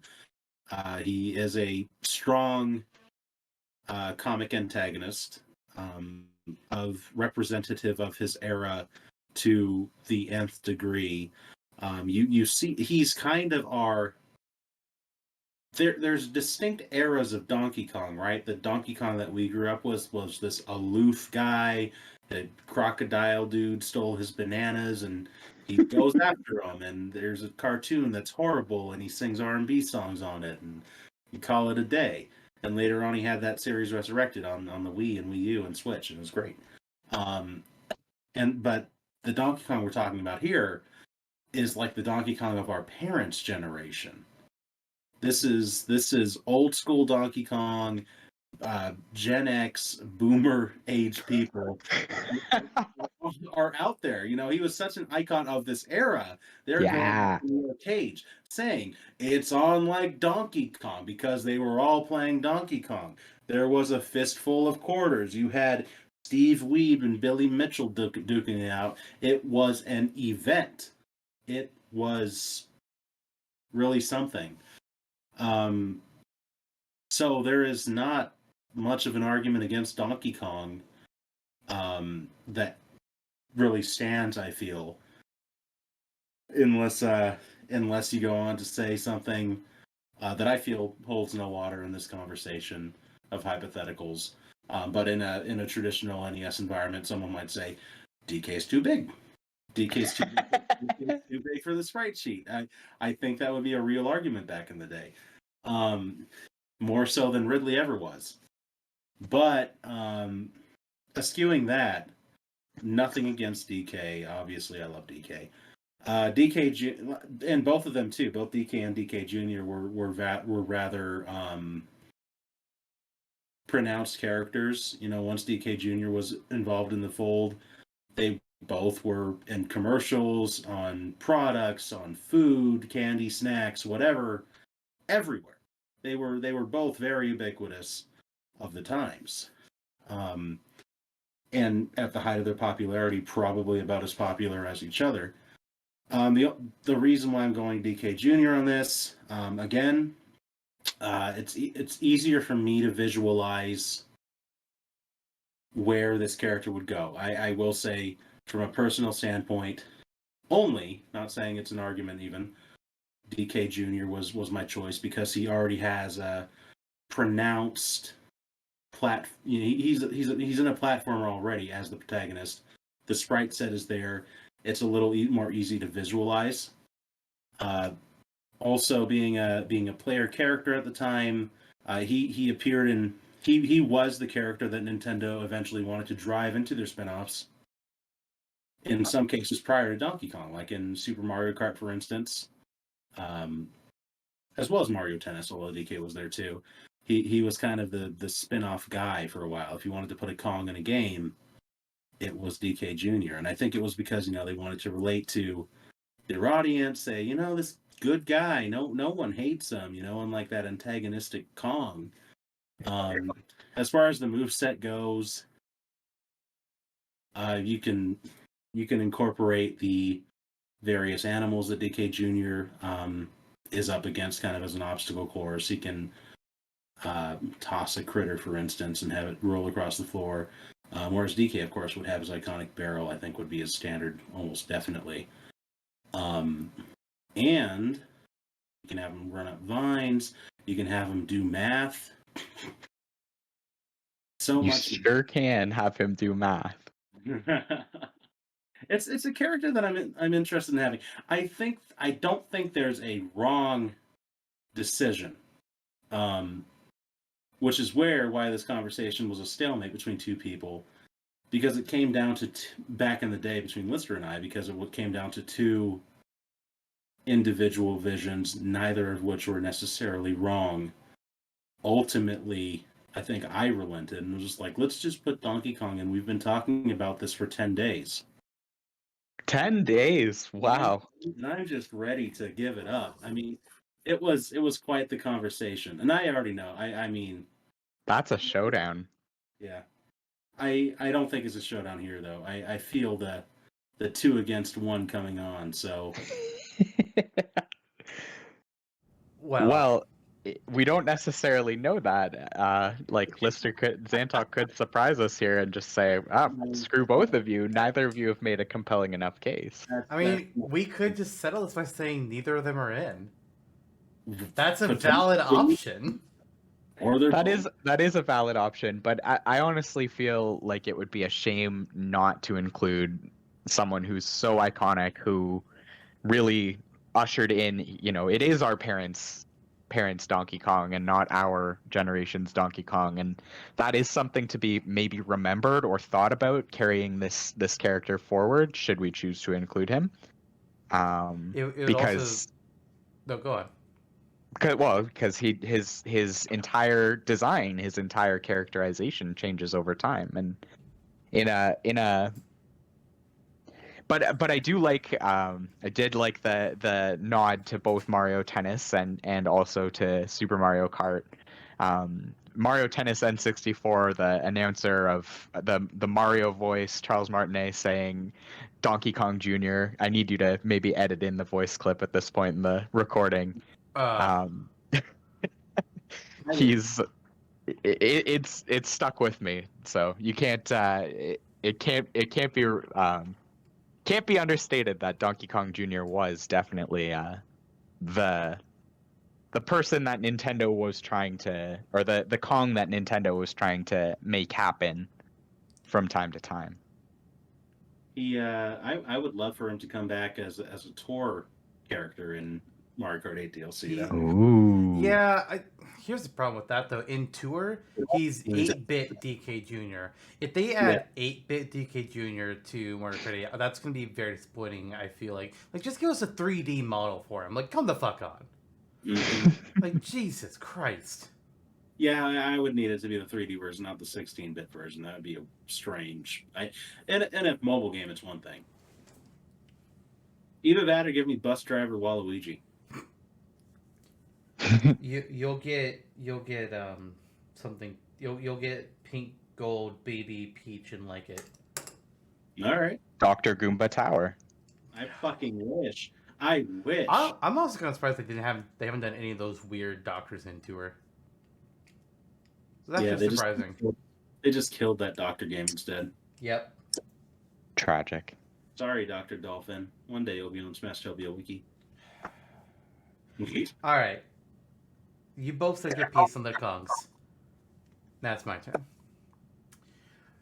So as Jonno mentioned, neither character is technically a wrong choice. If we were talking about like Smash 4 or whatever the fuck, and we were debating Donkey Kong or Donkey Kong Jr., I think there would be a wrong choice at that point. But this is NES. We don't know the future yet. All we know is Donkey Kong is a very antagonistic character who kidnaps ladies, and Mario has to go save her. Well, Donkey Kong Jr. saves his father from the evil Mario, or teaches kids how to type, or goes, well, I guess he wouldn't be going racing yet, but he's been seen as a more positive force between the two characters. And in that token, he would be an appropriate choice for this kind of game. But I want to talk more about Donkey Kong, because I think Donkey Kong is the more interesting one to discuss here. There's a few things that make me want to lean Donkey Kong in this debate. One, where's our villain? We don't have one. No other character on this roster can fill an antagonistic slot besides Donkey Kong. We also have no character besides perhaps Fighter Hayabusa who could be considered large, to have a different model of a character, a different archetype. He fits these slots that Junior just would not. And if you think about it from a perspective of marketing, who are fans going to want to see fight? Mario vs. Link. That's hype. Mario versus Donkey Kong. That's going to be hype. Mario versus Donkey Kong Jr. I don't think there's nearly as much hype in that. The two original Nintendo characters fighting it off again, but in a whole new world. I think that's a good marketing strategy. It definitely is. I do think at the time where Nintendo was, that probably wouldn't be the route they'd go. I think Junior would be in, but that's not an argument here. An observation.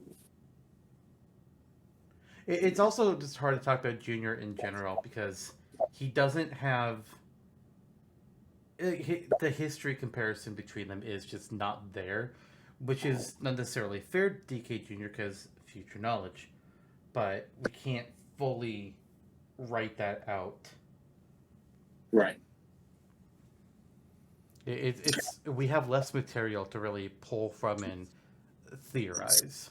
If we think of them as contemporaries, yeah. Yeah.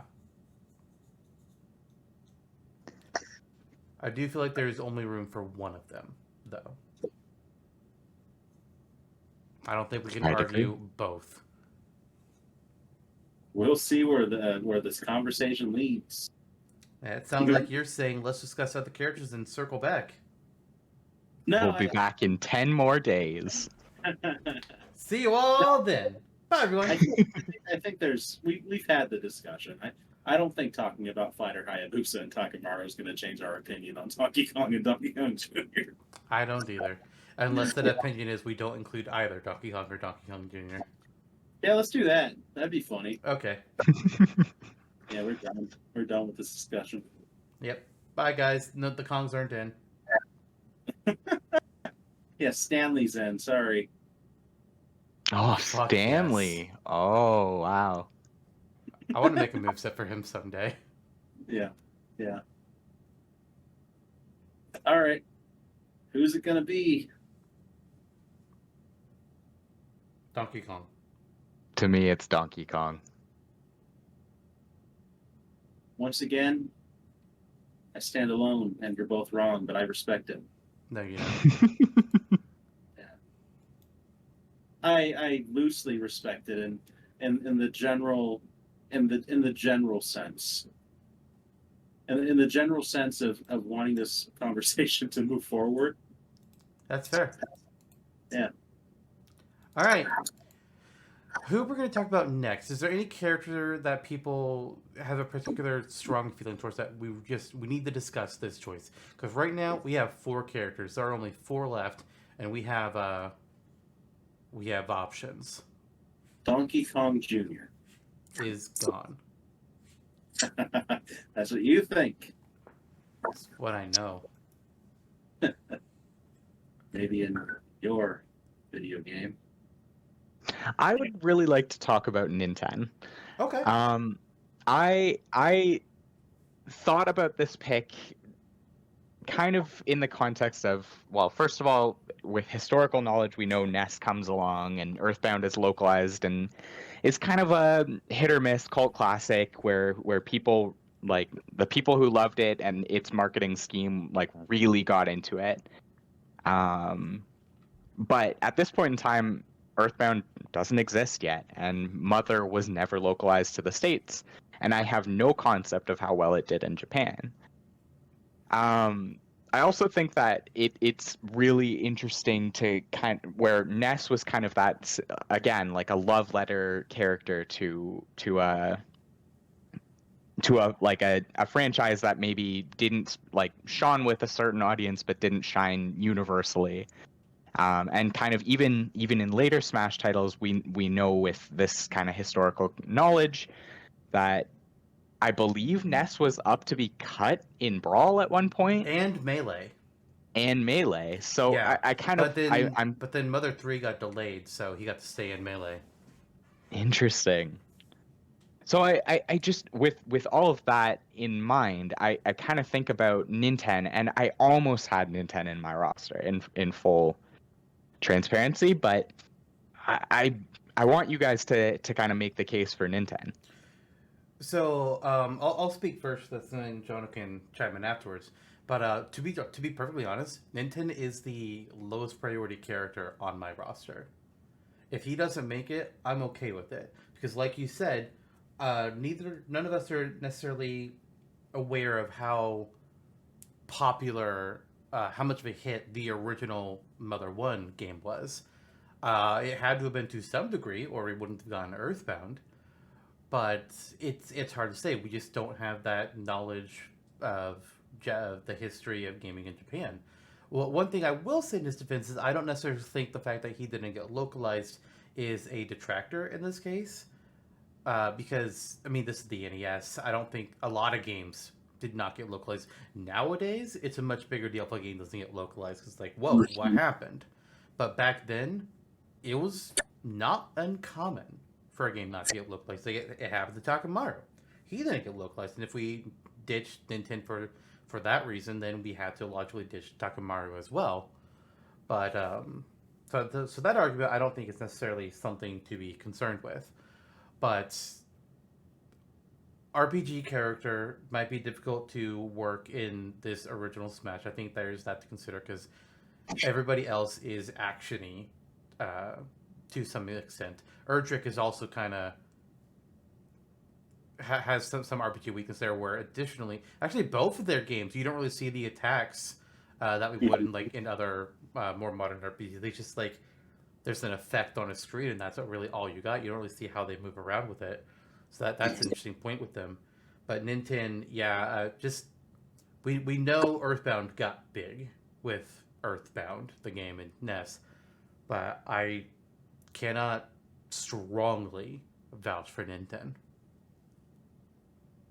I think Nintendo's greatest strength is also his greatest weakness, as you say, in the moveset.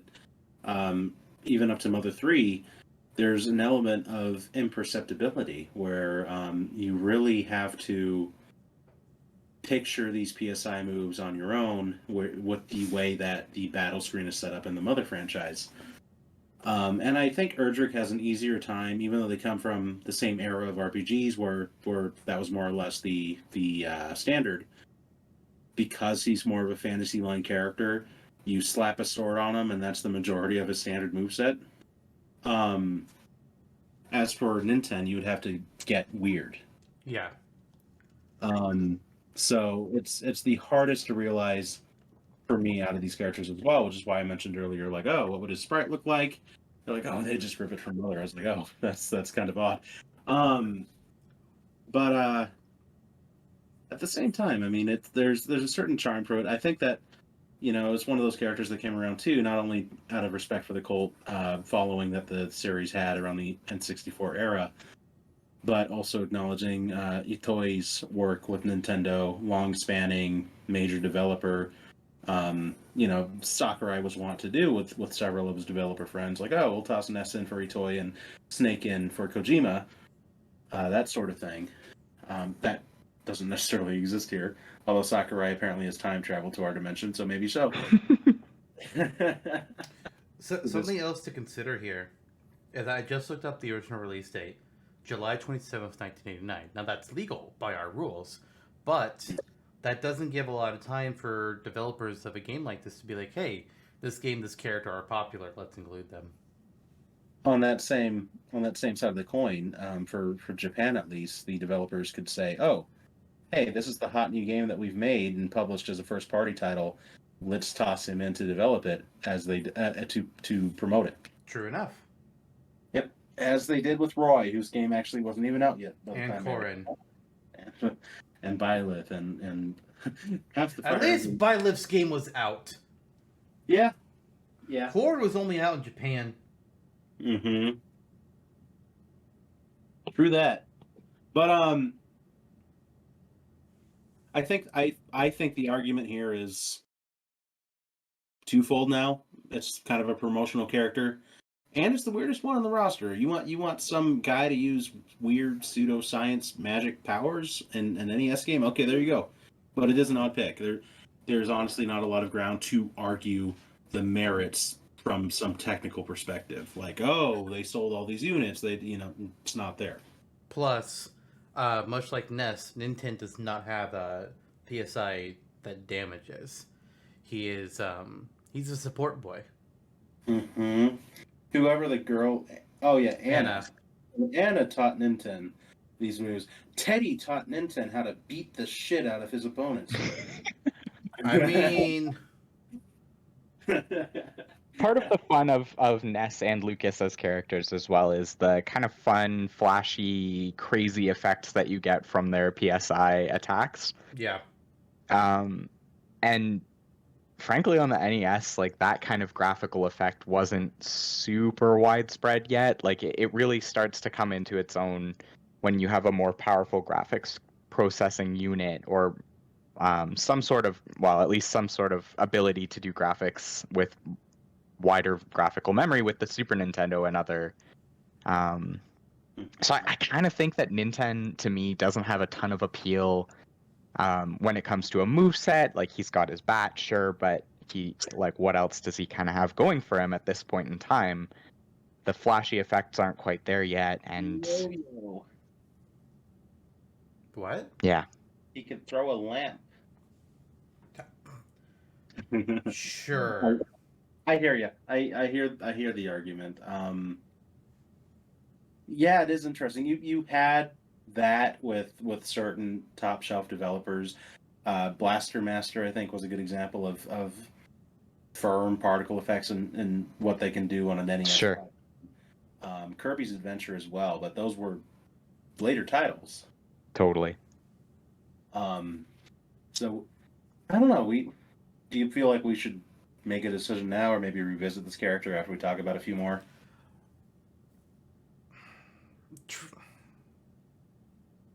I think there is merit to Nintendo, but Of course. Eebit has a lot of good points with it. So I could be convinced to cut him right now. I could be convinced to wait a little bit, discuss a couple other characters first, and then see if okay, is there room for him after that point? But even then, right now we have 4 slots left, 9 characters to consider. I don't think it would be wrong of us to narrow the playing field and remove a few of them. All right. Yeah, let's do it then. I don't think that he's gonna be up for discussion later anyway, to be honest. Streamline where you can streamline, because the rest of this is gonna be a mess anyway. True enough. We already All made a right. mess emotions. Nintendo, maybe you'll get your chance another day. Or Ness will. Probably not. If Nintendo made it here, maybe NES wouldn't have made it later on. Yeah. Almost assuredly, yeah.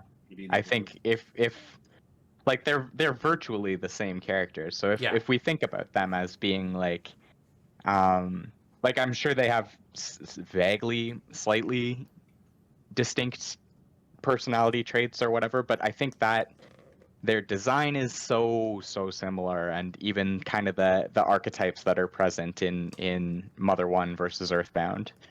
Mm-hmm. I truly think that Ness will probably have more of a chance in the sun in a subsequent episode, versus Nintendo doesn't quite have the staying power. But maybe if we put him in, then he would have staying power in that universe. But to me, I don't see it. Agreed.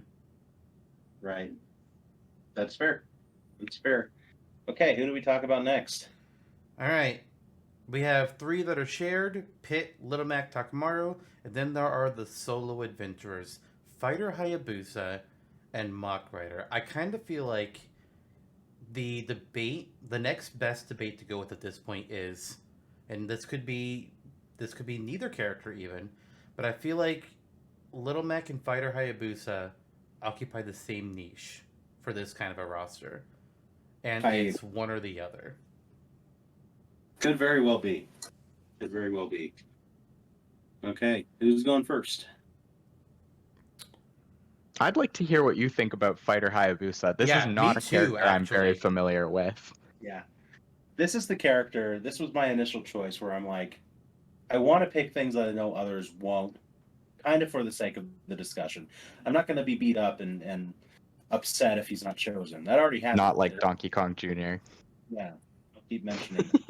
But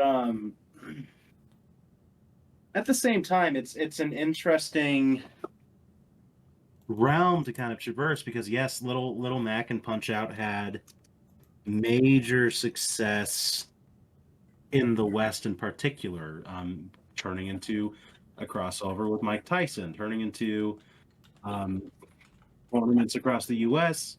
I think some sort of mention in the movie or something. I may be mistaken.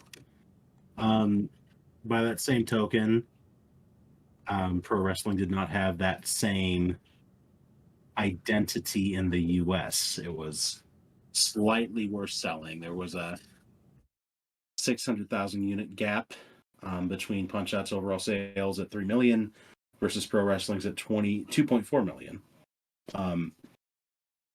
Kind of funny how popular Pro Wrestling. I'm sorry, can you repeat those numbers to me? I missed that. Oh, Punch Out at 3 million and Pro Wrestling at 2.4 million.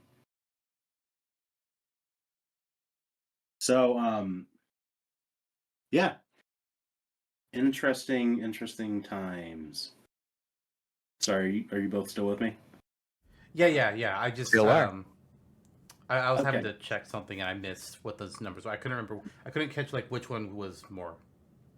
It was Punch Out. It was Punch Out. I think, given the times, a lot of games were bumping around those numbers. It's almost negligible.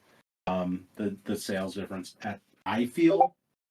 With that being said, Pro Wrestling was a slightly earlier title, and it kind of exists in the space where this was an opportunity to play around with which sports adjacent character are we going to deal with.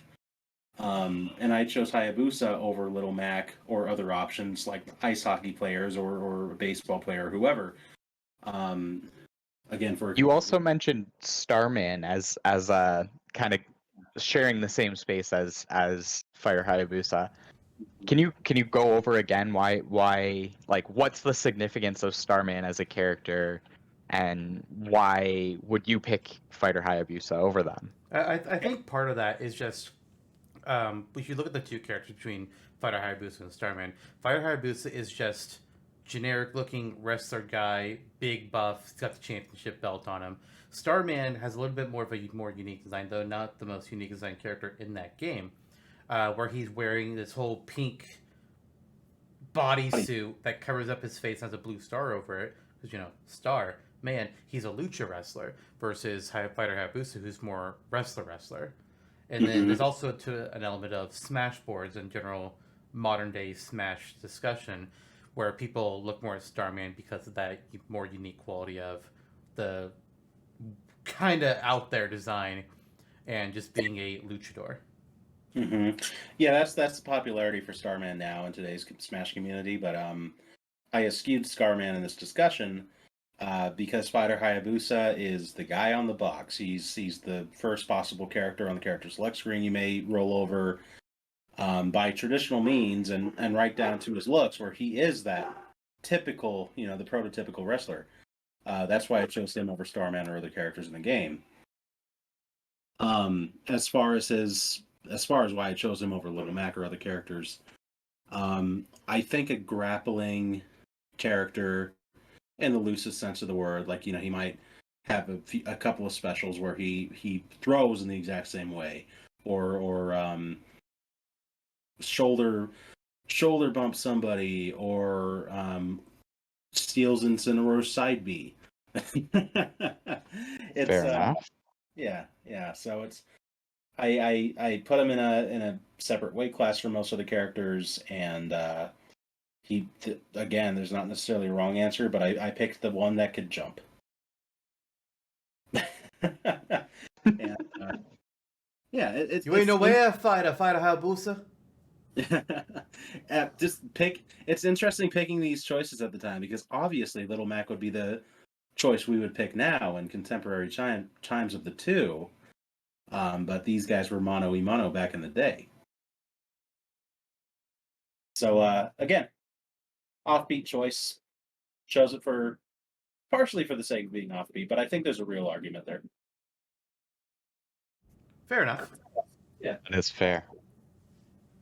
I mean, we've talked about potentially making an episode out of a character like Fighter Hayabusa or Starman, just because like trying to envision what you would do with a character like that. But Yeah.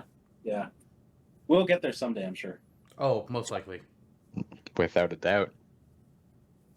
Already done 100. Who's to say we're not going to do 1,000 episodes?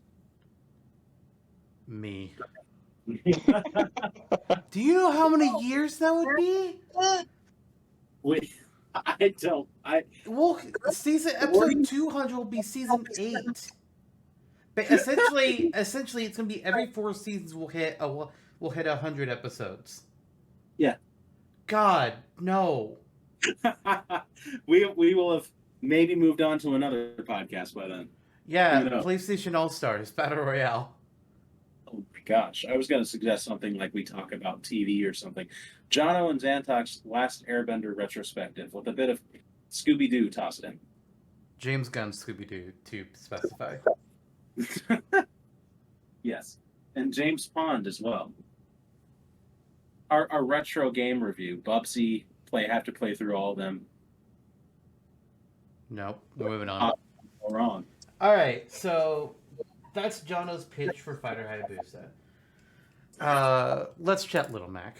As far as my perspective on him is concerned, like first of all, there's several Punch-Out games at this point. There's Punch-Out has been on both arcade and NES, and there's been I think Super Punch-Out might have been out by this point, maybe.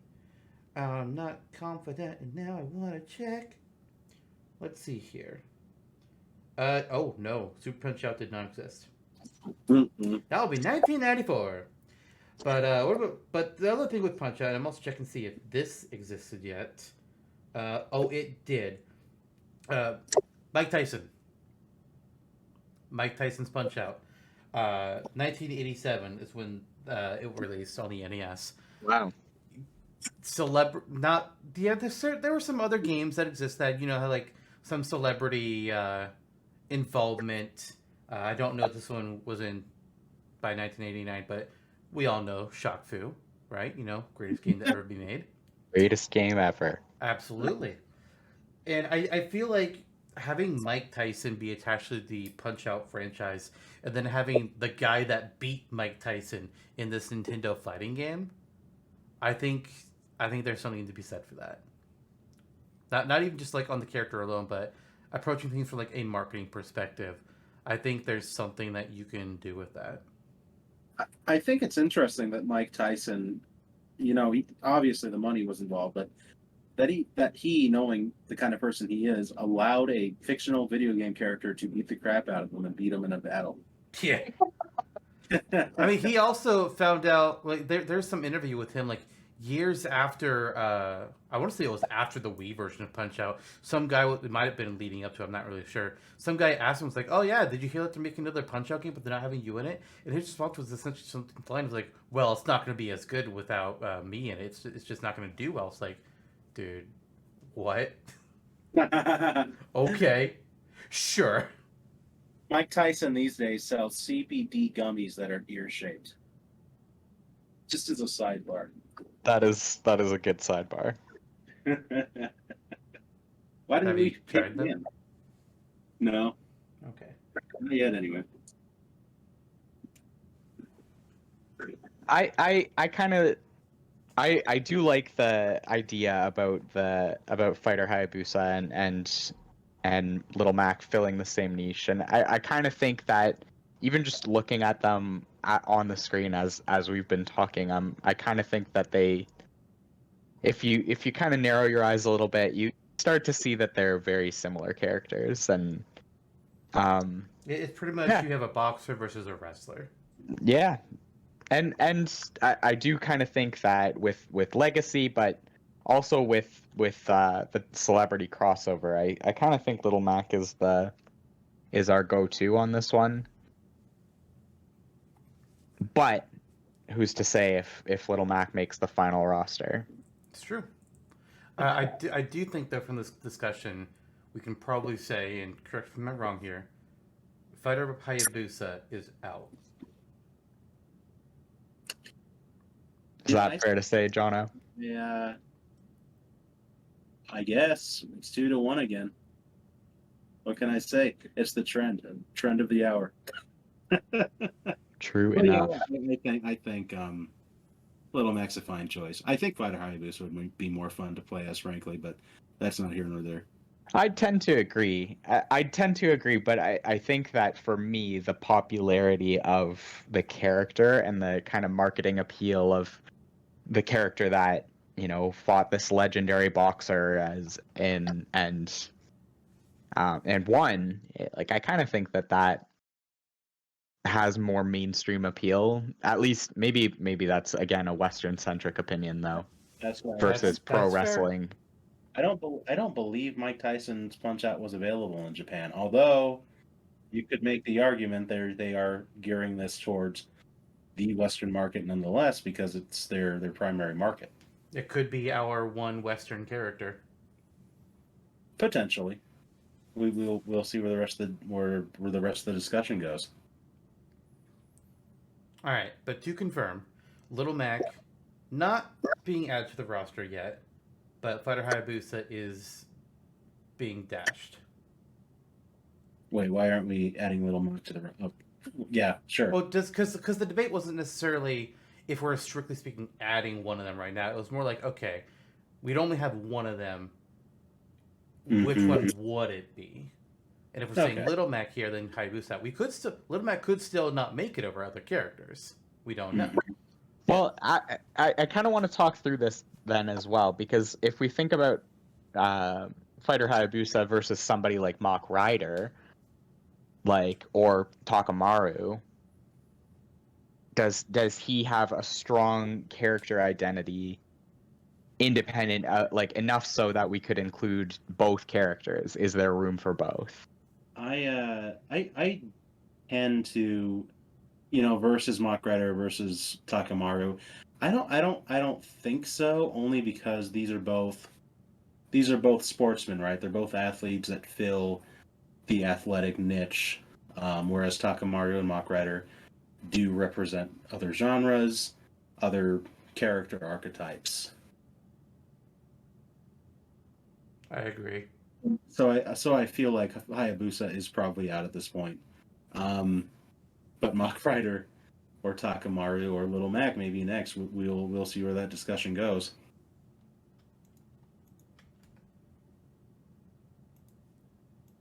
All right. Let's look at them then. We've got 4 made. We're narrowing things down here a bit. Nintendo and Fighter Hayabusa have been taken down. It's right now we have a battle between Pit, Little Mac, Takamaru, and Mach Rider. We'll talk about the third parties eventually. I figure when we have one slot left, then we'll talk about third parties versus whatever Nintendo is left, and we'll hash that out. But for now, it's these 4. Theoretically, all 4 of them could get in, but for now, let's only add in 3 of them. Do we have strong opinions either way about any of them? I think Takamaru is the strongest pick out of any of them at this point. That's interesting because despite Takamaru being on my roster, I think Takamaru is the weakest option of all of them.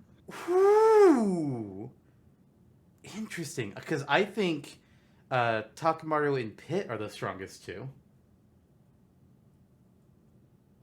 Huh. Well, it's like in my opinion, between these 4, Takamaru and Pit have the strongest NES attempting to ignore in the future, have the strongest NES presence between these 4. I think they both fit themselves very well to something like this. And then following that, it becomes a debate between Little Mac and Mach Rider. Fascinating. So here's where I'm at with it, and I think that for me, Little Mac is a fairly iconic character of the time, and I'm really surprised it took so long for him to appear in Smash. Yeah. When it's such a pivotal game at this point in time. He's a great retro representative, kind of got a cult following. Maybe that's kind of because of the internet resurgence of the character, but I kind of think Little Mac is. I think of Little Mac as being a very contemporary choice, and like if we're talking about being in the developer's shoes at this point in time, I think Little Mac is the strongest of the four characters we have remaining. Just the most iconic, the most staying power, and the most similarities to a fighting game that we'll have. So if we're making Smash Bros for the NES, I think Little Mac is a no-brainer choice, and I think that he, is kind of your archetypal fighter. Like he's got the appeal, he's got the move set, and like he will be the fighting game character, the fighting character. Shit. Everyone else, you kind of have to come up and get a little creative with their weaponry and their equipment in their original games. Little Mac, you've got a move set hand carved out, and maybe to that tune, it's a little similar to what we were saying about Captain Falcon in the N64. The rumor about Captain Falcon for him being a holdover from when it was maybe the wireframes were more about a muscular fighting character. I think that Little Mac is the easiest to make as your first character in a fighting game. Well, shit. This is why we brought on guests for this. Love that response. Mm-hmm. Little Mac is a strong pick. He is a strong pick. Before we advance any of these four, though, I guess I should explain my stance on Takamaru at this point. Funnily enough, he was not on my roster, but I do feel strongly about him at this point. Even though I made the point earlier with Little Mac, you're looking at a character that's very strongly perceived with the Western audience. This still is a Japanese-developed game, and Murasame Castle was a very influential title in the early days of the Famicom in Japan. And it's actually kind of interesting that it never made its way over here. But to that extent, he fills a samurai archetype. He can certainly square off against Link and Erdrig, even though they're also sword fighting characters, as a very distinctive type of sword fighter. I think you can make that distinction even with the limited hardware. As far as specials go, there are several from the original game that I don't think you would have to stray too far from the original formula to make happen in Smash. As you see with his assist trophy, he has that multi-directional projectile scythe. You can turn into something. He has traditional kunai and fireball-based attacks. Bow and arrow, various uses of his sword. So there's a number of things there, and I think that there's no better representative of the originating country that this game is being developed from than Takamaru.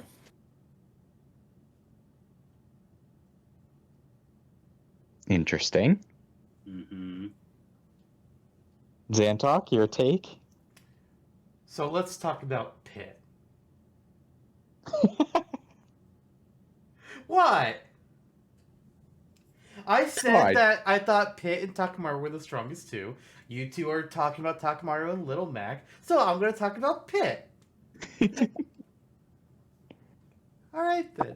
So, Kid Icarus, first of all, the game is hell to play. Oh my god, I suck at it. It's just... I am not an NES gamer, let's be real. But I did recently watch a full-on LP of the original game, put together by, Proton John and Lucagen, two great people to play games.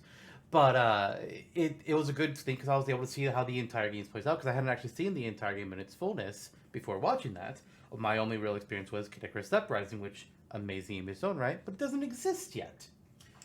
But Kid Icarus, it's the little brother of Metroid. It's still popular in its own right. We got this little angel boy who can jump, flutter his wings a little bit. He's got his bow with arrows that can get stronger as he goes through his journey. He also gets a little hammer that he can use to destroy things with. And then, he has his 3 sacred treasures that he can use for to fight as well. His bow becomes the bow of light or whatever the fuck it's called. I don't remember. He has the wings of Icarus that allow him to fly much better. But I think more importantly, he has the mirror shield. And we were talking about earlier about like what kind of attack limitations they might have. Maybe you only have a standard and a down, or maybe it's just a standard. For Pit, absolutely the bow would be his standard, but his down be the mirror shield, and it could be that very unique. He's the first character with a reflector. Hmm. Yeah, I love the moveset potential for Pit, and that's why I included him on my list as well. I also think, looking back at the NES era from a present day point of view, he's one of the most distinctive characters from that time. Yeah. It's just difficult approaching it with a modern lens because we're not technically supposed to be doing that. So if you entered this era of the late 80s, I think Pitt still had a strong identity, maybe B tier, but he was still certainly around. How do you feel about the argument Jake made earlier, where he said, there's this open space platforming adventure title, and Kid Icarus and Metroid kind of fill that same space, because a lot of the discussions we've been having, like Little Mac versus Fighter Hayabusa, for instance, it's okay, we can't have Hayabusa and Little Mac because they're both from sports games. And we have the same argument for Pit and Samus. I don't think they do share the same slot. I understand the thought process, but I don't think they do. I think while they have they were built in a similar way between the two of them, they're still both very different games in my opinion. Metroid, very sci-fi. Kid Icarus, medieval's not quite the right word, but Greek mythology. That's not really a whole big high tech kind of a thing. Metroid is more about you're on an alien planet, you're exploring through, you're using your ammo to shoot through doors and unlock areas. You unlock power ups and you have to go back to different places, shooting down big bosses as you're gaining access to more and more areas of this place. And then all of a sudden, things are blowing up. It's time to go. Kid Icarus, there's no backtracking. You're just escaping through hell, and then you're going up to Earth and then up to Skyland to go save your goddess. There's no going back on anything. Yeah, there's some big boss fights, but you don't have like the big upgrade system that Metroid has. Their similarities are 2D field where you can shoot things. I do see Jake's point that he made earlier, although I do tend to disagree with it. I'm on your side with that argument because I do feel like thematically it's so profoundly separate that I don't think many people would be most of the audience would not be coming at it from that perspective. That being said, I just don't know where Pit lands on my scale right now. Well, there's one other character here that we haven't talked about yet. Mm-hmm. So Eebit, and you are Mach Rider. I am Mach Raiden. Quite an interesting choice, I must say. Not one I disagree, yes. but I want to hear Jake's reasoning. Yeah, I think that for me, the reason of picking Mach Rider is probably breaking the rules of this this particular format a little bit, if not at the very least, it's bending it. And it's because I'm acting with the historical knowledge of, Captain Falcon, or maybe say Mach Rider being a fairly prominent game in terms of, well, I don't even know if it's that prominent, but it has appeal through Smash Bros. A technical wonder. It was definitely that. Technical wonder. It has some legacy appeal through Smash between being on the Big Blue, the alternate theme of Big Blue and Melee, the trophy of Mach Rider. It's clear that Mach Rider was fairly close to being involved in Smash Melee. And he, the Mach Rider himself, has a lot of appeal in the same sense that Captain Falcon does. Wide open space for characterization. You never really see him leave his vessel, although, you can see more of the Mach Rider himself versus Captain Falcon, you just see his face. But I do think that Mach Rider presents kind of an interesting space for building a new character from scratch, and in this alternate timeline, it's a faceless character who you as a developer get to provide this cool blank slate of a character. I'm not so married to having Mach Rider on our final agreed upon roster. I think that realistically, of these 4 characters that we're debating through, he is the outlier. He doesn't have a lot of historical legacy behind him. He only had the one game. And really who's to say that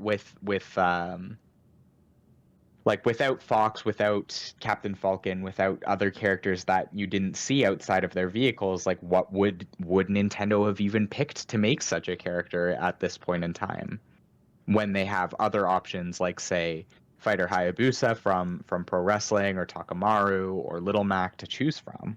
That's a fair point.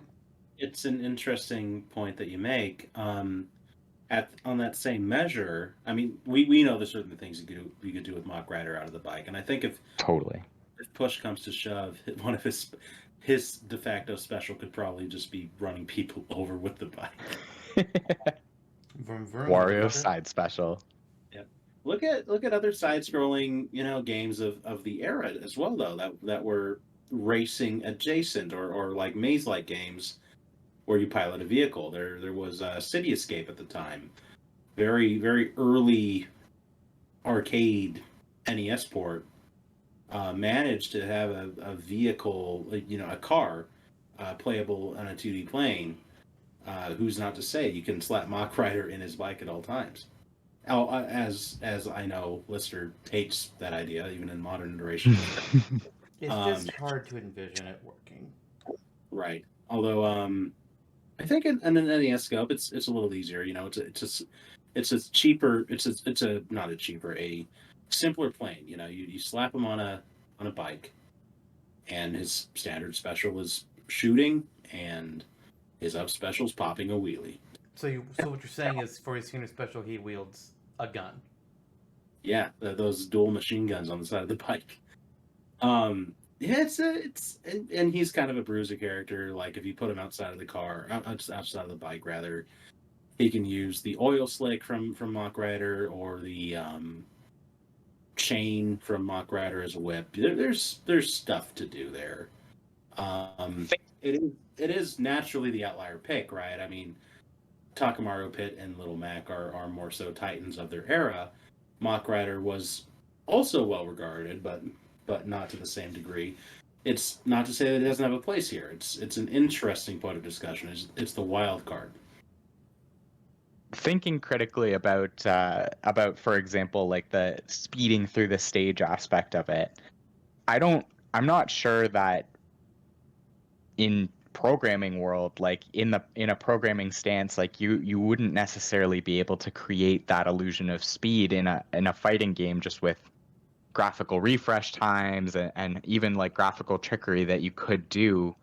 It seems like it would be a stretch to sell the fantasy of the character, I think. I think that's precisely why games where you're piloting a vehicle like Mach Rider were on a 3D scape, not just to make people go, wow, it's on a 3D plane, but also from the processing angle as well. You're not actually moving at super high speeds. It's in a game like Pole Position or Mach Rider. I don't know. I don't think he has to move exceptionally fast. That's why I mentioned City Escape. It's a pretty game where you're moving at pretty standard speed. I think Jake is right, though. I think he's right about that. I think the speed is an incredibly strong point, because we've said, like, looking at the Sakurai angle on this, Sakurai is going to look at a character on a bike, and he's going to go, this character needs to be faster than these other characters. It needs to be very noticeable. They're on a fucking bike.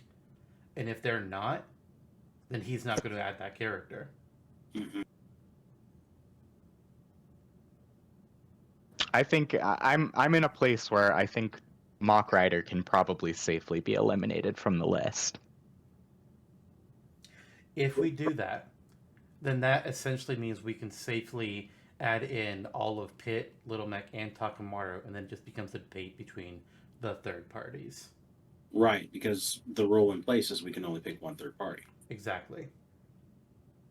I'm comfortable with that. Agreed. All right. In that case, Mock Rider is gone. Pit, Little Mac, and Takamaru are all making it in.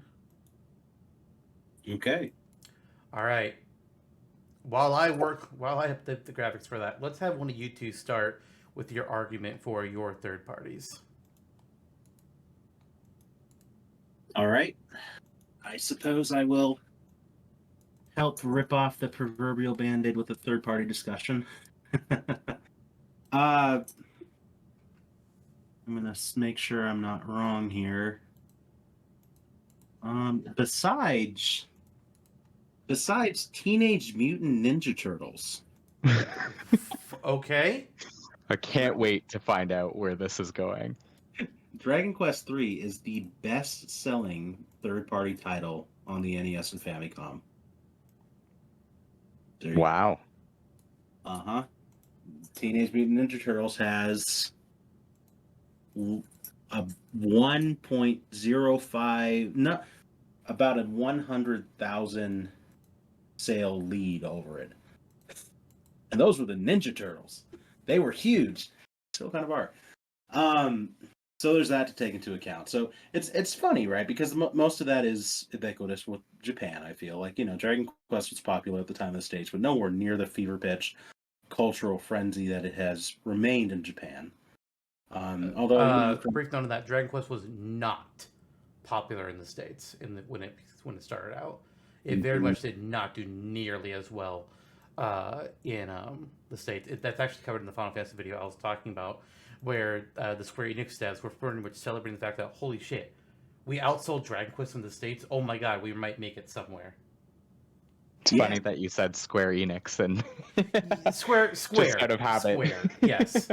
When truly Squaresoft would have been like having or Square, just Square at the time, probably. It would, just Square at the time. Having a field day about Enix and taking them down, and then look where they are now. Together at last.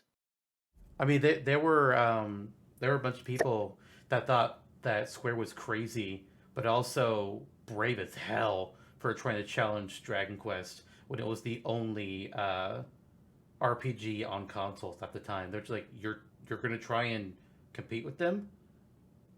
Oh boy, let's see what happens.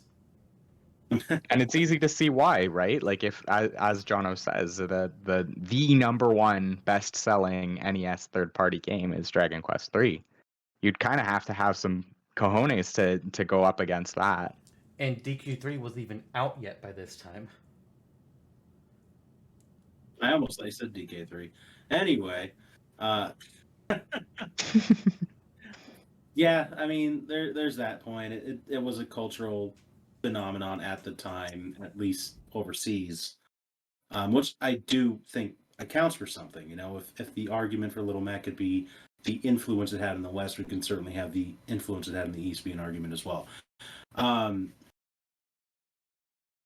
Besides that, RPGs, I feel, they've been consistently a strong genre, but JRPGs at the time, again, at least overseas, were tremendously celebrated. Huge, like humongous bestsellers consistently across the board in the PC market, and then Dragon Quest penetrating the console market. So it's a progeniting franchise, and that was kind of my primary argument. But and from the character perspective too, you get a little bit of that awkwardness. I think you can perceive it that way with like the idea of Nintendo a little bit, since Dragon Quest was one of those titles as well. back in the day, where you're playing it and you have this kind of imperceptible look at these attacks where it's like, oh, Erdrick used Frazzle, and then it's just like boom, boom, boom, boom on the screen. I do think it's more easily translatable than Nintendo, whereas Nintendo's dealing with mind-based powers, psychological stuff. Erdrick is dealing with fairly traditional magic with funny names. So you give them ice powers or wind or fire. You can't really go wrong with any of the traditional Dragon Quest spells for his specials, and there's a number of them. Then you just let him wield his iconic sword, call it a day. It would be a hype driver for sure. That's basically it. Fireball and other associated spells. Yeah. But I think about Erdrick as well, and it's kind of funny that you mentioned that. Like you're right. You're certainly not. It's a whatever we would get in an NES Smash Bros. It's a far cry from the very fun, creative, and unpredictable moveset of the hero that we get in Ultimate later on. Like it's gonna have to be way simplified and not quite the same type of love letter to not only the character but also the franchise, which has over time accumulated so much charm and wit and polish. So you could say the same for most characters. Oh, naturally, but I think about like making a move set for the hero or the luminary now, and then like going back and looking at what we could probably have done with the same character, what would have been within the realm of possibility for the same character in Melee or N64 Smash, but even further than that, like this era, NES era, like I think of Erdrick and I think of similar tools and similar ideas as maybe like a Link or a Pit, where you've got some magic spells, you've got some tools in your toolkit, but primarily you have a sword. Right. Fair point.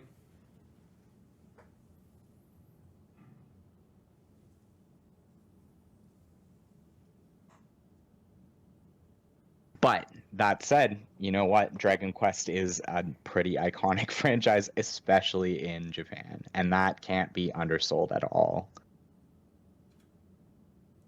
So what about Simon Belmont? Yeah, so I, despite being his backer, I actually think that I probably can't present as strong a case for Simon Belmont as you did for Erdrick. Really? Okay. I personally think that Simon Belmont he's first of all what he has going for him. He's already on a side-scrolling plane, so we assume. I think one of the major assumptions we've been making, but maybe it hasn't been spoken yet, is this is going to be a side-scrolling fighter game. Simon has sprites that are in that profile, and all his moves are oriented towards that profile. So he translates relatively well in the first place. He has the same kind of build as like a Link or a Samus or a Pit or a Mario, where they take up the same kind of general space on the map. Mm-hmm. I do think that like for Simon in particular, he has some interesting stuff going on. He's got the whip, he's got a number of power-ups that are iconic and dynamic. For example, the cross, which you can kind of use to set up some cool projectile-based attacks. It's a more, well, you know what? Now that I think about it, how different is it really than Link's boomerang? It's a little different, but only so much. You throw it, it comes back, and it goes past you if you jump over it, but Yeah. more or less the same. Yeah. I think the arguments that would make for Simon, well, first of all, outside of a gameplay perspective, he has 5 games by this point in the timeline. Does he really? I was Yes. looking at. Now, to be fair, they're not all Simon, But there's Castlevania, there's Vampire Killer, Castlevania 2 Seven's Quest, Haunted Castle. Actually, I guess there's more than 5. Castlevania The Adventure and Castlevania 3 Dracula's Curse are all out by this point. Is Simon Wow. the main character in all of them? No. But I think at that point in the timeline, it would still probably be Simon that they would choose between Castlevania characters outside Chance of Trevor, since he would be the brand new baby boy at that time. But here's why I don't think it'd be Trevor. Castlevania 3 Dracula's Curse came out December 22nd, 1989.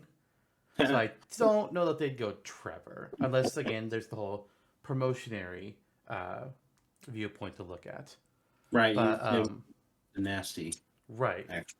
Otherwise, with Simon Castlevania, with his whip, he would have, maybe outside of Donkey Kong, that it'd be between the two of them for an NES kind of a smash, the longest range for a melee hit of all characters.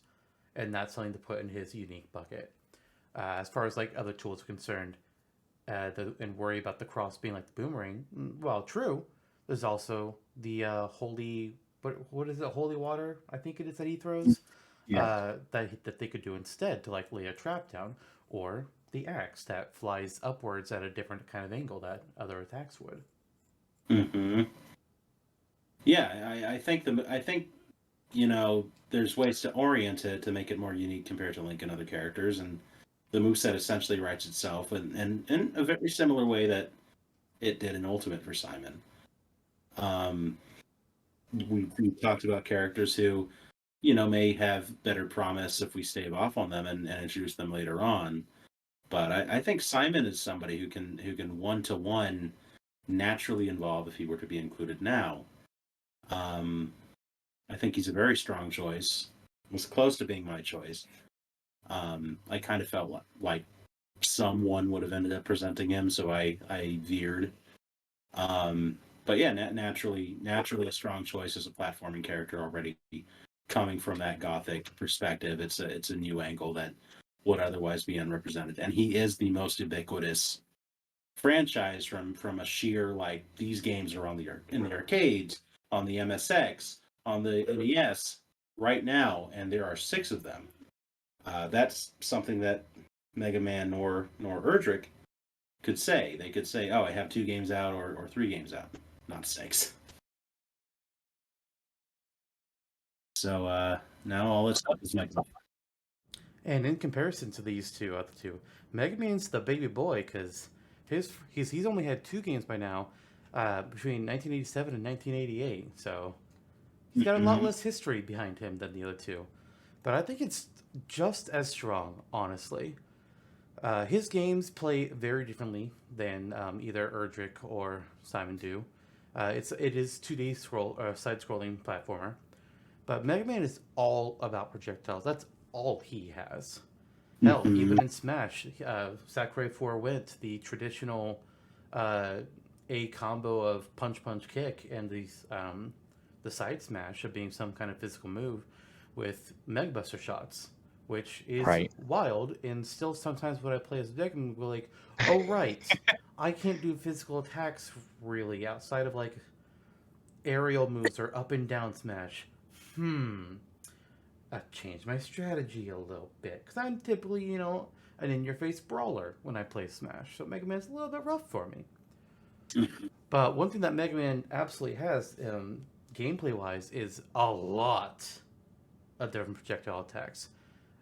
He gets a weapon for every Robot Master he defeats in the Mega Man games. In the first game, there were 6. In Mega Man 2, there were 8. That's a lot of attacks to choose from. Arguably, he has more attack options than any other character that we're considering here. But, as we've mentioned, limited moveset, he's not going to need all of those options anyways. Which ones would he get? Hard to say. I mean, even back then, Mega Man 2 would probably be declared the more popular game over Mega Man 1, and that's why Sakurai had most of Mega Man's moveset be pulled from Mega Man 2, including with all the custom moves that he had in Smash 4. So they could give him Crash Bomber, for example. That could still be his standard special, unless they just have it be Mega Buster and they let him kick in this reality. Who the hell knows? I don't have offhand who the other Roadmasters were, but Crash Bomber is one of the most iconic weapons in the Mega Man series. Mhm. It's that one and Metal Blade. Crash Bomber and Metal Blade are both up there, and they're both from Mega Man 2. So Yeah, I guess. I think it'd be a pretty good bet that at least one of those two attacks would be utilized for him in an NES Smash. Yeah, in a world where we're saying that there's an up special and a standard, I think either of those two would be the standard for sure. And the up special would probably be what, Rush Spring again?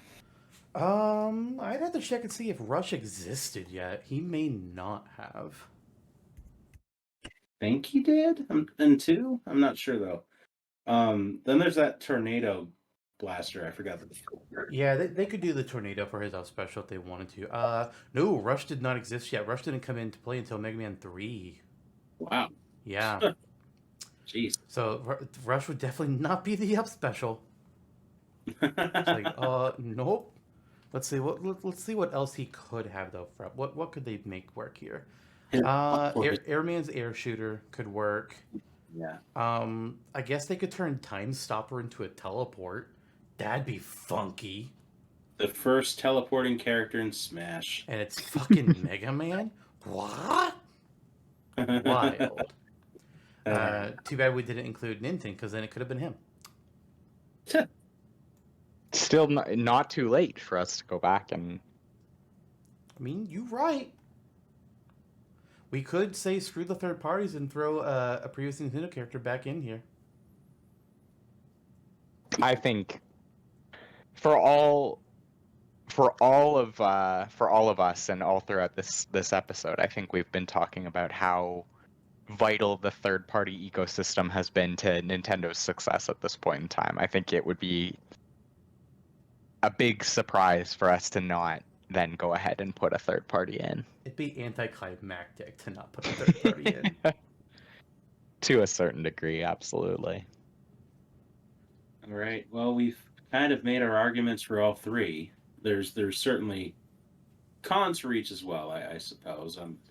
Erdrick's primary con, I think, is just translating an RPG character from a top-down RPG with an awkward battle system for perceiving those attacks into a 2D plane, especially at this time. Mega Man, I think you could fairly say, is that he just had two games at the time. So here's a thought. Mm-hmm. Do not say who, but does anybody between these three characters, does somebody have a preference for a character that is not the character that you initially presented on your roster? Yes. Speak. Flapjacks. Like banana pudding. Sir. Oh, like not just in general. You want me to say the character? Yes! Oh, okay. Simon. Why? I think he's the easy. I think the argument that he's the easiest to translate is there, but what really sold me was saying that he has the leg up on Erdrick and Mega Man in terms of just sheer amount of releases. And knowing that Capcom, Enix, and Konami were on equal footing as partners to Nintendo at the time, just like it might be a point of contention. Like, oh, this is perhaps the most well-known individual character at the time of the three. Eebit? What do you think about that? Interesting. I also have a preference for a character that is not the character I presented. Oh shit. I also I think I was thinking of going with Mega Man initially. I do think that the generation of his moveset is fascinating. I've always, even from back when we were creating movesets, I've always really liked the Robot Master concept of how I would at least personally be interested in presenting the Mega Man's moveset. I also really like Erdrick as a pick. Like I think that Erdrick is kind of If we didn't have Takamaru on the roster, I think that the compelling argument about Erdrick is that, yeah, he's way more popular in the West, or in the East rather. And he then fits the mold of being the rep for being in a very popular juggernaut type character in Japan. Man, I almost am convinced by both of you. Like I kind of think that both of you have very compelling arguments about that leave me kind of feeling a little bit like maybe, yeah, Simon isn't necessarily the pick I would go with. Interesting. Okay. Man, I thought me asking that question would make this easier and bring things to a close, and it has just made it worse. Because I would say, like, yes, I love my Mega Man, my boy in blue, but if I had to pick another character, it would be Simon. Like I mentioned before, when I was building my roster and I got down to that third party slot, it was I was going back and forth in my mind, Mega Man or Simon. Which one is it? And I would be happy. I mean, I'd be happy with either of these three characters.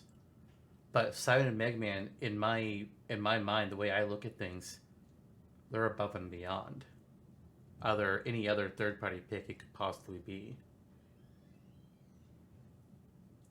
Bub and Bob. Bub and Bob. I did think about Bub and Bob. Is an interesting idea, and I appreciate that it would be considered. But Bub and Bob does not hold a candle to these three. Yeah.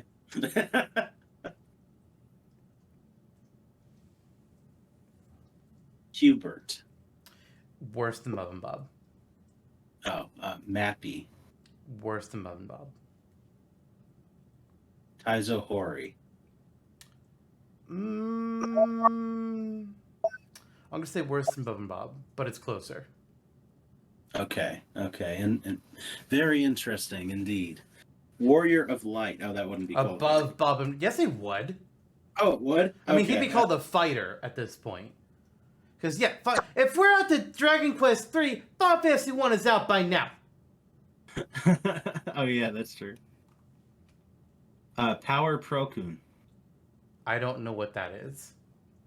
Uh, Anyways, let's focus here. We're already, this is a lengthy episode. We knew it was going to be in general, but let's not artificially lengthen this any more than we have to. Kid Dracula. Okay. Mega Man, Erdrick, Simon Belmont.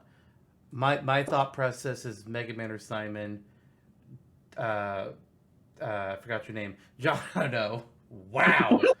You were actually saying that Simon is kind of now your number one, when I assume Erdrick is your number two over Mega Man. Eebit, you're now saying Simon is your number 3, and Mega Man and Erdrick are above that. So we got a whole mess here.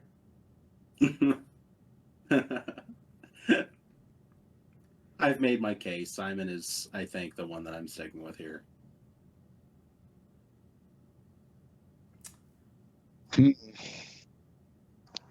I think, I almost don't want to pick Simon because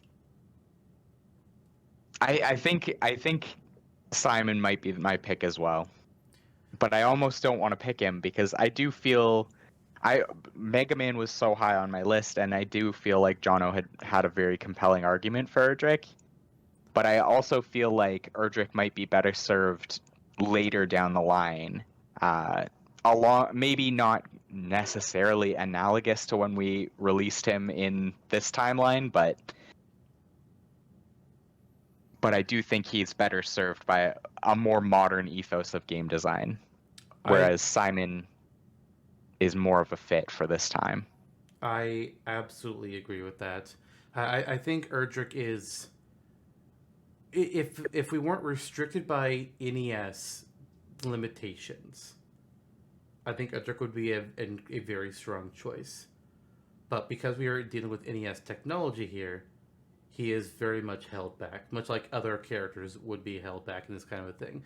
Ice climbers would not be a good pick for this. They need the more creativity and ability to do their mechanics that later games would give them. Agreed.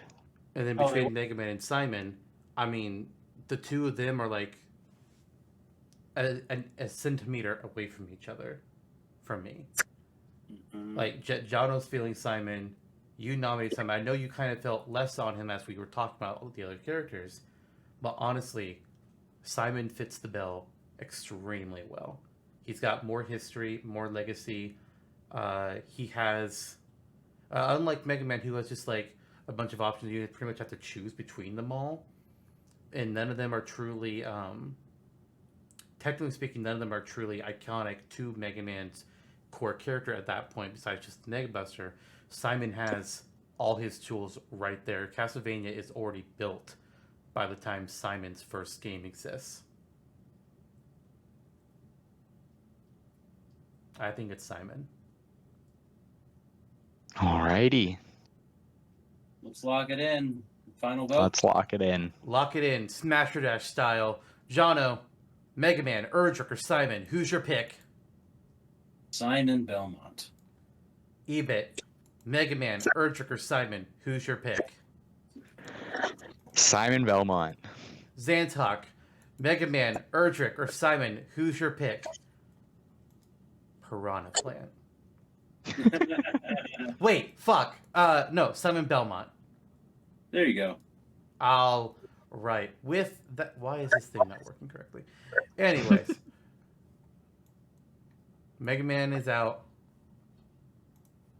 Erdrick is out. Now the goddamn green checkmark could feckin' work. Oh, I know why I didn't. I'm a dumbass. For the time being, I think both characters are certainly ones we'll talk about down the road. Oh, absolutely. Perhaps their fates shall differ in the future. They'll get their chance another day. Poor Crom. That trailer was so mean. Yeah. God. All right, though. Let's wrap this up. As an overview, our selected roster is Mario, Donkey Kong, Link, Samus, Pit, Little Mac, Takamaru, and Simon Belmont. Honestly, between all these characters, I think they could fight very differently from each other. The two that are the most similar are Link and Pit, but, I mean, swords are going to do that. Mm-hmm. Actually, Pit would not even have a sword at this point in the timeline. He would just have the bow. It's true, yeah. But they're both more ranged fighters, so... Link is a mix of Pit and Takamaru. Oh, God. But that's it. That is our roster. That is our official canon alternate reality Sakurai was brought back in time Smash Bros. On NES roster. It's not called Super yet. That'll be for the Super Nintendo version. Where we'll have another guest and we'll be picking another 8 characters to add to the roster for a total of 16. Very nice. Thank you, Eebit, for coming on board, and especially for bringing us the gift of Simon. A pleasure to be here, guys, and thanks a lot for having me. It was a lot of fun and a lot more difficult than I thought it was going to be to pick 8 characters in total. Oh yeah, it was a lot of fun, but also framing it from the lens of a development standpoint, I can imagine that these conversations become much more heated in the scope of an actual fighting game roster creation. Oh yeah, almost, without a doubt. It almost makes me feel happy that that's not my real job. So I mean, I'm torn. If it were my job, Waluigi would be in by now. So say we all. All right. Well, to make sure this doesn't go any longer than it is, we'll just say that for anybody watching or listening, thank you. It's been nearly 3 hours. As a warning, the rest of the series is not going to get any shorter. Strap on in. If you had to watch it in chunks, I would not blame you, because we might end up recording some episodes in chunks as we get deeper into this monster of a project. Oh, It God. can't long. Oh. It didn't, honestly. Do what? It didn't feel that long, honestly. I didn't. Yeah. It didn't. But when we get to later episodes where we're debating 25 plus character, or no, we already debated a lot just here. But when we're doing like we've talked about how later episodes are going to be, and there's going to be a lot of characters on the screen, and I'm already crying about how to make the format work for them. We'll figure it out. Oh God! But we have to. We have to. But I did want to say, for anybody who is intrigued in this kind of project, and you kind of want to try and make your own roster and compare it to what we come up with in the next episode, I'll tell you this: for Super Nintendo era, the rules are 8 more characters, no more than 1 additional third party, and the cutoff date is December 31st, 1995. So using those rules, what kind of roster would you make? Right. All right. We'll see you all then. The next episode, I believe, is going to be scheduled in, I think, 6 weeks from now. From the way we're doing this, it's going to be 1 episode per cycle of normal Supercast Bros episodes. So, going to be there for the next one comes out. But it's the best way to schedule, to space things out. It just is. So we'll see you all then. See ya. Bye, everyone. Take care.